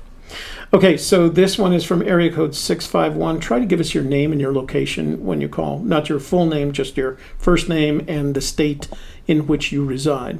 At Moby Dickens on 11/2/13, Fenn made the statements that he hid it 15 years after his cancer diagnosis, which means sometimes in 2003. He also said later that in that discussion that he hid the treasure when he was 79 or 80 years old, which would mean 2009, 2010. Both cannot be true. Can you help me understand, Frank in Phoenix? Frank, if we could help you understand, we made several videos on the topic. One, the possibility that he hit it in 2003. That's how we ended up in Lander, because that means he still had his aircraft and he was still flying. And to us, that made a lot of sense because it justified the putting of a lock of his hair in the olive jar for DNA purposes. So although the DNA might not have lasted as long, our opinion on the matter is that it is possible that he had hidden it in 2003, which would give him a lot more flexibility in terms of the search area, and that the reason he included the hair in the olive jar in the treasure chest was so that there was some proof that he was the person that hid it, because he didn't write the book. He hadn't written the book. So, and no one knows at that point if he had ever thought about writing a book, if he had hidden it in 2003. And that's why the lock of hair is there, is to prove ownership. Then in 2010, the value of the lock of hair is diminished to zero because he has the book proving, telling the story and proving he hid it. Now, as far as the 79 or 80, I noticed back in 2000 and something, 15, 16, I noticed that he never said he was 79 or 80 when he hid the treasure. He would say, I tell people that I was 79 or 80 when I hid the treasure, and we did a video on this as well. That's the same as me saying, I tell people that I weigh 125. At least your arm does. Yeah. My left arm weighs 125. I tell people what I say to other people when I say something like, I tell people. Now, soon after we made that video, he made it a point to do something on Dale Neitzel's side, a site where he said, I want to be clear, I was 79 or 80 when I hid the treasure. So he corrected that statement that he had been making up to that point. And he does it at Moby Dickens. If you go back and read it, he doesn't say he was 79 or 80. He says, I tell people I was 79 or 80 when I hid the treasure, which is a fact. He does tell people that. That doesn't mean that he was 79 or 80. We've questioned both of those, so look at our videos. We've addressed both of those issues in videos that we published a while back. Let's see. Boom, shakalaka, boom. Let me close that. So KPro says there was a 5.0 earthquake in Yellowstone near Hebgen Lake. And Tony Brucey says, is there a link to any quote by Forrest Fenn about the blaze being a clue to throw searchers off track? If there was, it would be in terryscant.com, but I don't know of any. Well, it's kind of a funny question anyway, Tony, because we assume, those of us who have been searching long enough, believe that the blaze is some kind of clue. So I'm not sure why he would say that it wasn't a clue. I've certainly never heard him say that it wasn't a clue. I've never heard him say that it was a clue, but I've never heard him say specifically that it was not. So this is from Bo. He says... Byron Rhodes wants to know how to join the chat on his phone. Says I normally am... There's a button at the bottom of the screen, and it says live chat. If you press the live chat button, you can start seeing it on your phone. You want to pull it up so you can see it? Well, I'm going to see. Okay. If I can find it. So this is from Bo. He says, thought I might give you a heads up on the Peace Corps interview. It went well and have moved on to the next couple of steps. So he's getting serious about joining the Peace Corps. Okay. If I can find it. So this is from Bo. Scroll, pull it down. So that's already there. Yeah. So right there. Yeah. So there's a bunch of little symbols there in the center. Is a thumbs up, there's a thumbs down, and then it says live chat in the middle. And you want to touch that live chat one on your phone. It's right in the middle. And of course, use Very center of your screen. This would be a good time for everybody to press that thumbs up button. Yeah, I'm going to do that right now. So that I can help cure my... And no, that was not my call for a colonoscopy. We don't do colonoscopies at the VA. We use a little... We don't need to know. We don't need to know. Okay, sorry. And I can describe to you the use of that kit in detail. But we don't need to know. Okay. Well, he started it. If you get a kit, it tells you the instructions right there. Yeah. And the kits are free.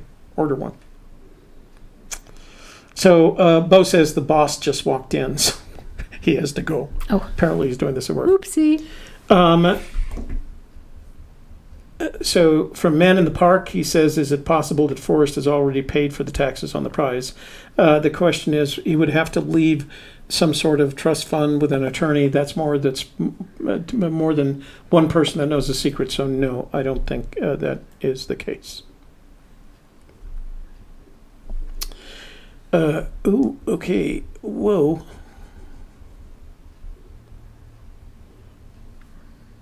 What you got? Oh, okay. I'm going to open the phones today because we only have 20 minutes left. Okay, I've got to play.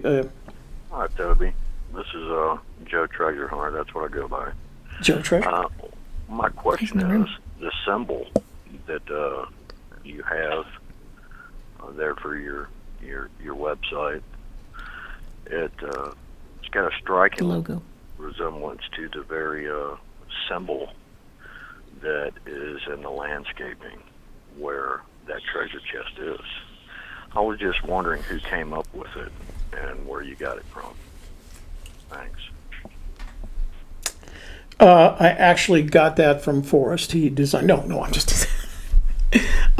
So I designed it. The symbol that's inside, I used a number of elements. I designed it in Photoshop, and the squiggly line is the squiggly circle thing is a similar to Gaelic symbols that represent, I think it's called the Triskathalion, something like that, but it represents the three, the Trinity. And the reason I selected that one is because I believe, humble opinion, that Fenn has a spiritual connection to the number 3. And so I used it in the logo. The background is gold, and I use that because that's what we're searching for. And the foreground is purple because that's the color of the hero in everyone's hero's journey. Purple is the hero's color. So I designed it from scratch. If it's out there in the field, as you saw it someplace, it is accidental. And we've never painted our symbol on any object out in the field. So.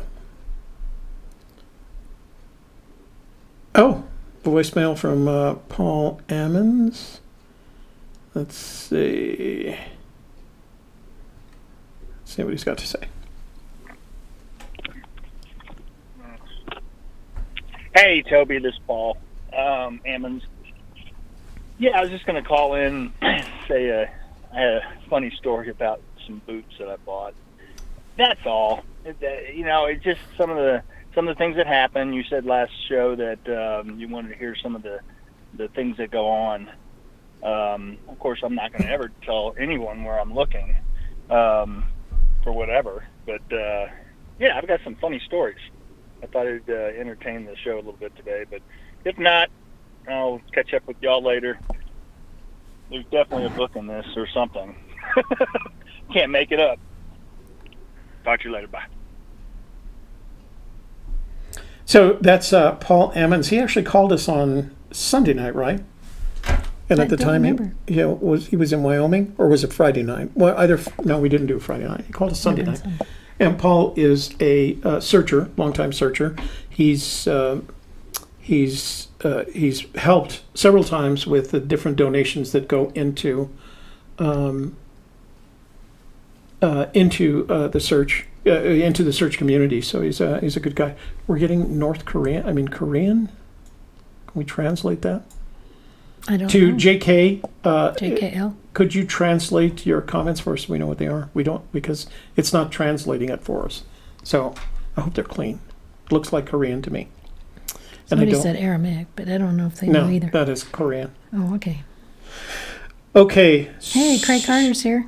Craig Carter. Deep in Snowmageddon, Part 2 in Colorado. It's my life, it's now or never. I ain't gonna live forever. JKL says, hi. I can read that one. Okay. Hi. Hi, JKL. Hi. Okay, phone lines are open. If you have something interesting and short, because we don't have a lot of time, we got to close up at 3. Play our open the phone Call lines us for and you. open phone lines, brothers and sisters.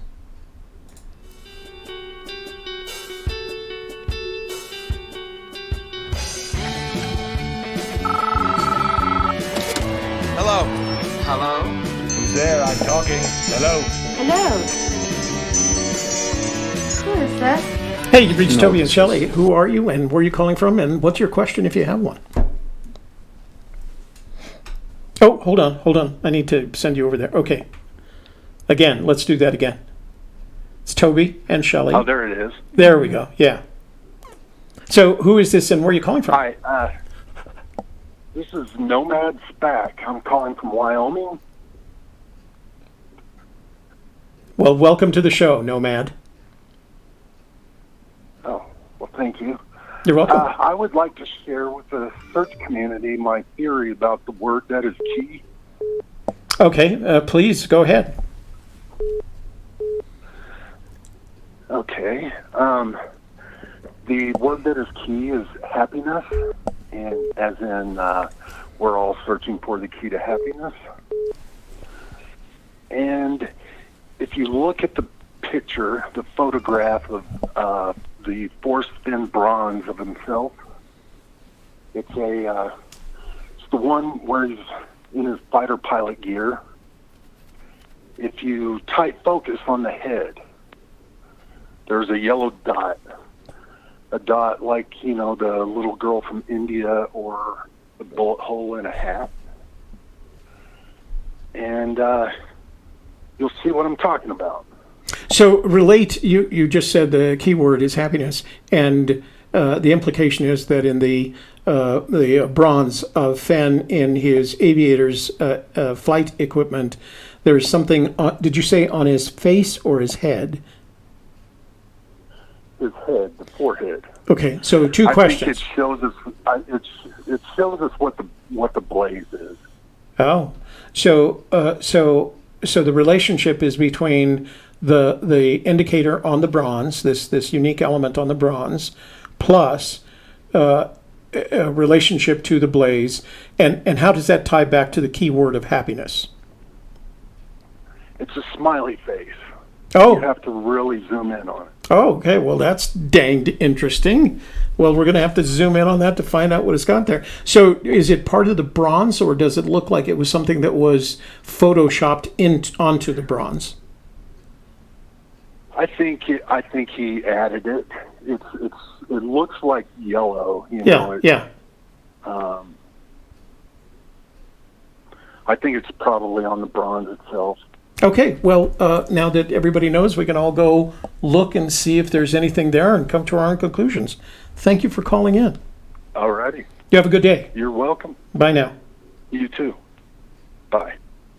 Phone lines are open. The number is 866-597-9901. Okay, Czar 334. Now's your chance. Now's your chance. Unless that was you that just called.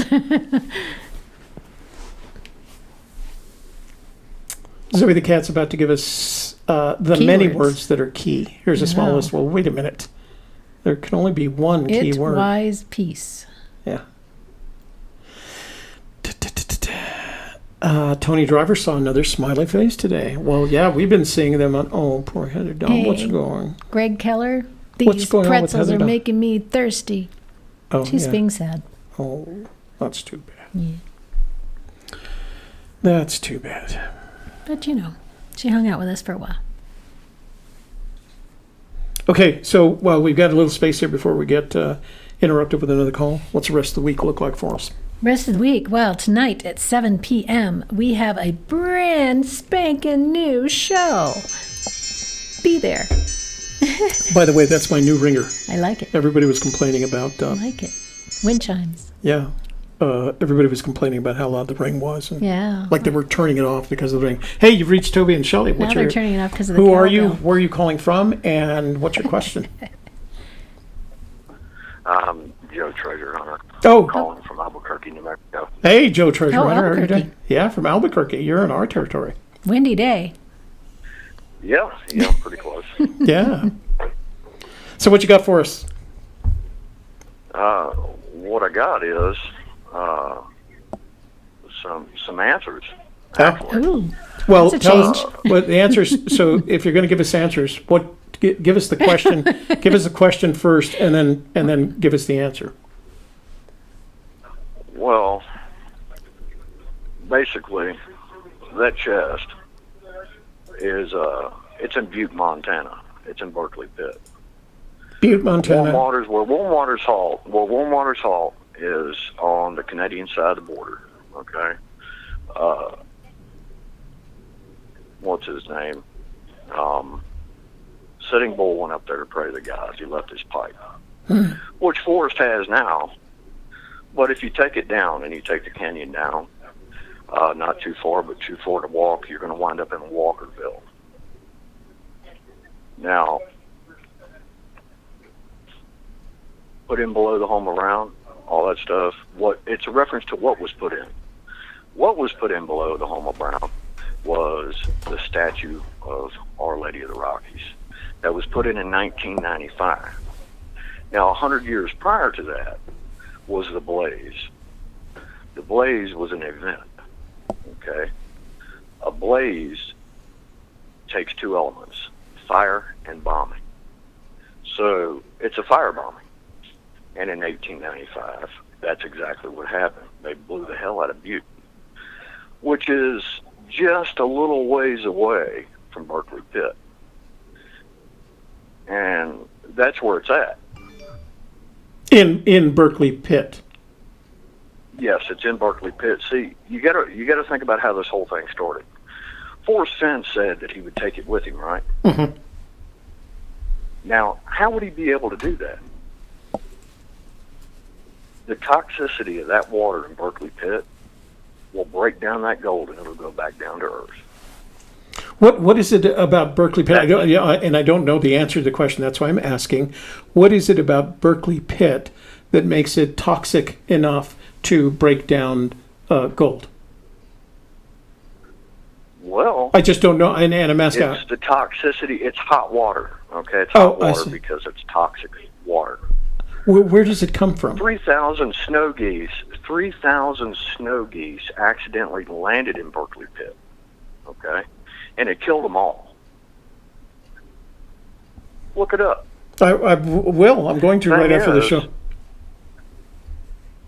The thing is that's exactly what he intended to do. Just like he said, he would take his last gasp of air and throw himself on that chest and dare anybody to come and find his body, because you're not going to find it. Do you think they dipped out all but 3,000 snow geese out of that pit? No, they didn't. They dissolved, just like his body would if he threw himself in there. The whole key was that he said he would take it with him. And just like his body would go back to the earth, so would that gold. So one of our viewers is saying that it's an old. Just like he said in one of his interviews, he said, "You might as well ask me how deep a hole is." Well, that hole is a mile wide and a mile deep. Yeah, one of our viewers is saying that it's an old copper mine. Is that correct? Yes, it is an old copper mine. Interesting.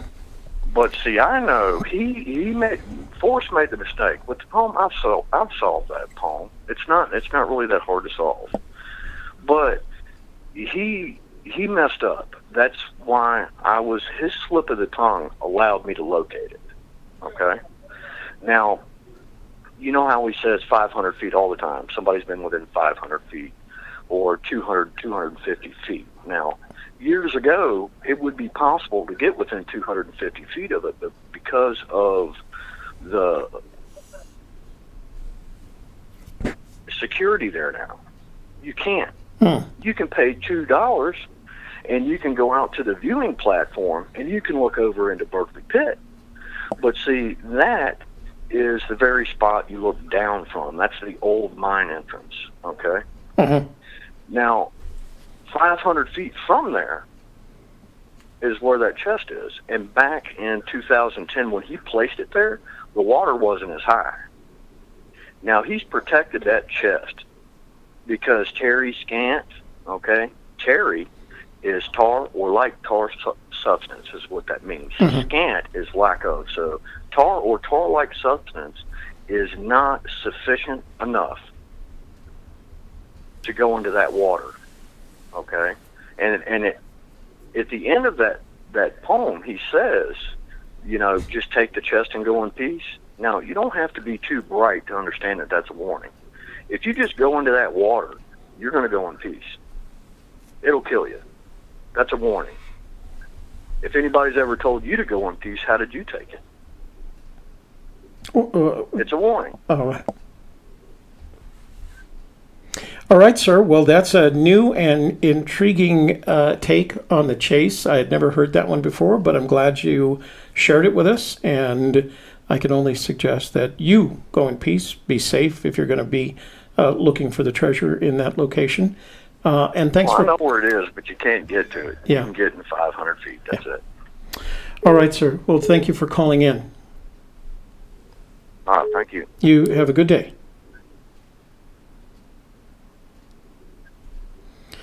All right. So we got another call coming in right away. You've reached Shelley and Toby. What's your name? Where are you calling from? And what's your question? Hola?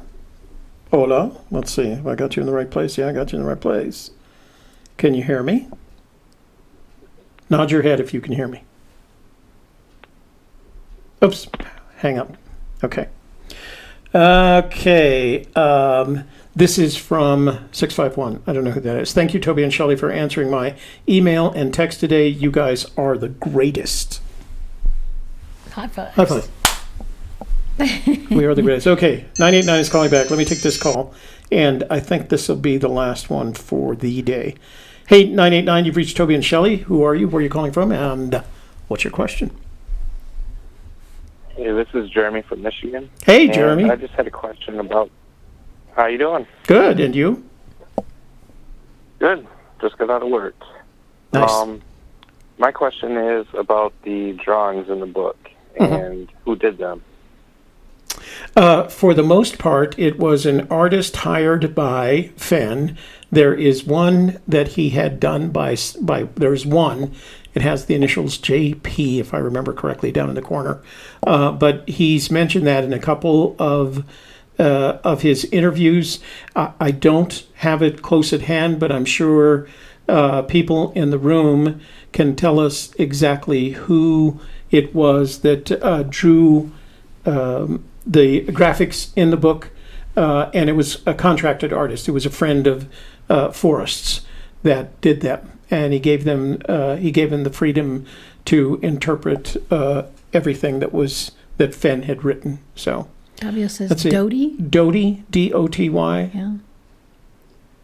Okay, I know I thought I'd seen something in the front of the book that said that Alan Polt. only some of them were done by him or something like that. So Yeah, that's why I asked that. the only one that we're aware of that was not done by him is the one done by Alan Polt, and you can tell because I think it's the one. It's the one that in my War for Me. I just don't have it handy, but it has the initials down in the corner. So the majority of them were done by an artist whose name is Doty, who was contracted by Fenn, and one of them was done by Alan Polt. And you know that one's different because okay, so everybody's correcting me. So the guys in the room are saying they're all done by Alan Polt, unless otherwise indicated. And the one that is not done by him is the one on page 99. So that's the bombing one in my War for Me. Okay. Okay. Well, So my solve that I have, I feel like I found basically the outline of one of the drawings where it's the soldiers around the blaze or the fire, and I feel like the drawing was made from the outlines in the rock wall. Oh. So I feel like there's a connection there. So that's why I was wondering who was the one that actually drew them. I wonder if Forrest was the one that did them. Yeah, no, it wasn't Forrest. He's not. I don't think he thinks of himself as an artist. So everybody's saying it was Alan Polt, and then there's one on page 99 that was done by a war correspondent, and the initials on that page are JF. Wow, that goes to show you how much I know about this one. So yeah, you know what? If you go back to the room, everybody has answered your questions better than I did because I don't know what I'm talking about. Apparently, That's why we're here as a community. Yeah, to exactly. Answer these questions together. Yeah. All right. More likely to get them right. Hey, Jeremy, thanks for calling in. We appreciate it. All right. Bye. Okay, we're going to turn the phone lines off because Phone lines are off. phone video. lines are off for today. Phone lines are off video. Phone's a lot. Oh. Gotta remind me to close phone. Maybe we should just take some time off from each other.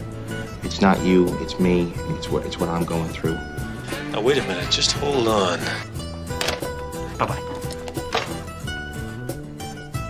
Is this a fake hang-up?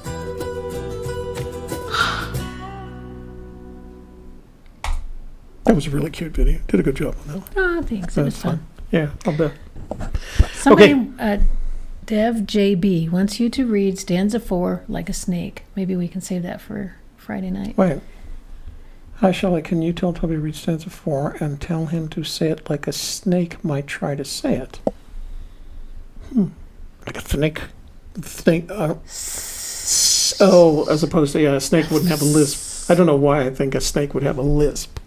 I don't know. Like a snake. We'll work on that for Friday. Okay, we will. No, we won't. Oh. Okay. I'll take a look at it. I asked him anyway. Yeah. That's all I was Yeah.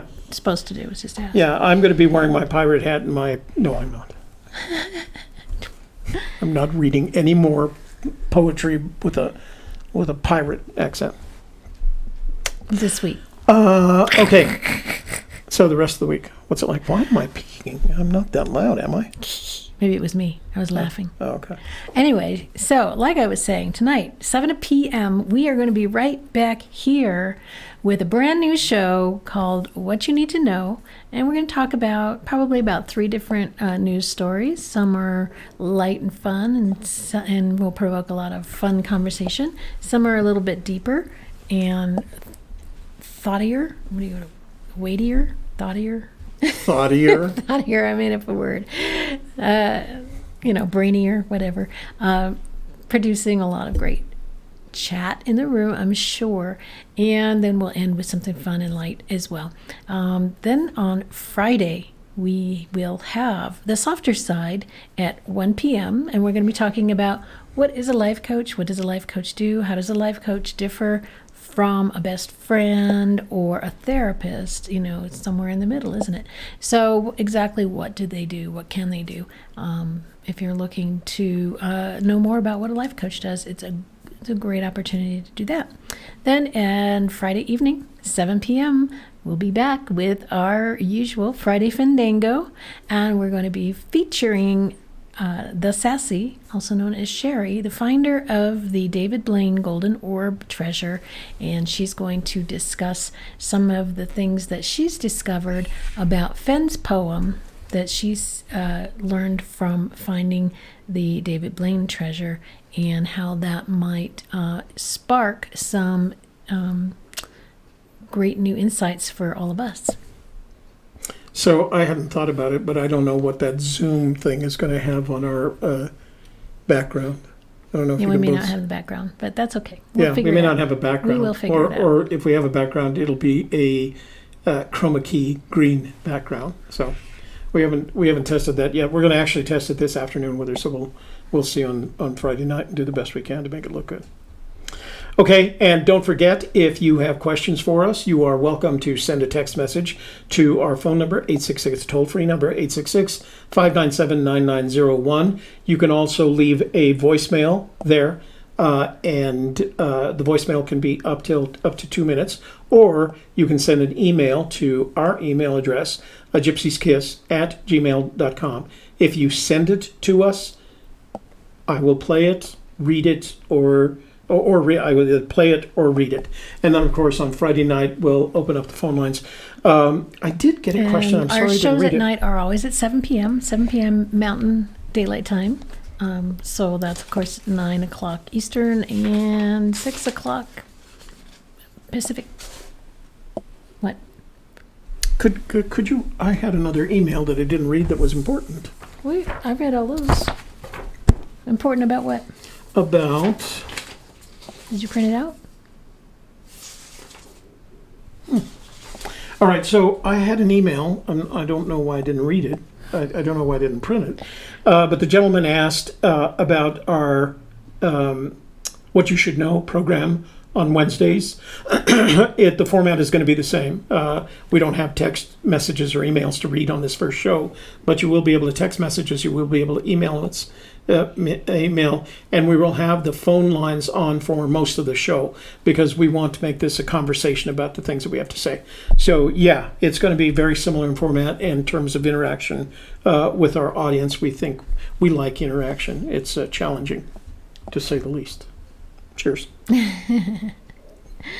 All right, our room does rock. That's right. Tony Rusi. Well, you get down the fiddle and you get down the bow. Kick off your shoes and you throw 'em on the floor. Dance in the kitchen till the morning light. Louisiana Saturday night. And Well, thank you all for being here today for our Hump Day Hoedown, and great questions and comments in the chat room. Thanks for calling in and for your texts, and we will see you again tonight. Well, you get down the fiddle and you get down the bow. Kick off your shoes and you throw 'em in the floor. we look forward to seeing you at 7 p.m. Mountain Time tonight for What You Should Know. I'm a news junkie, and I'm also opinionated, so you can come in and just beat the heck out of me.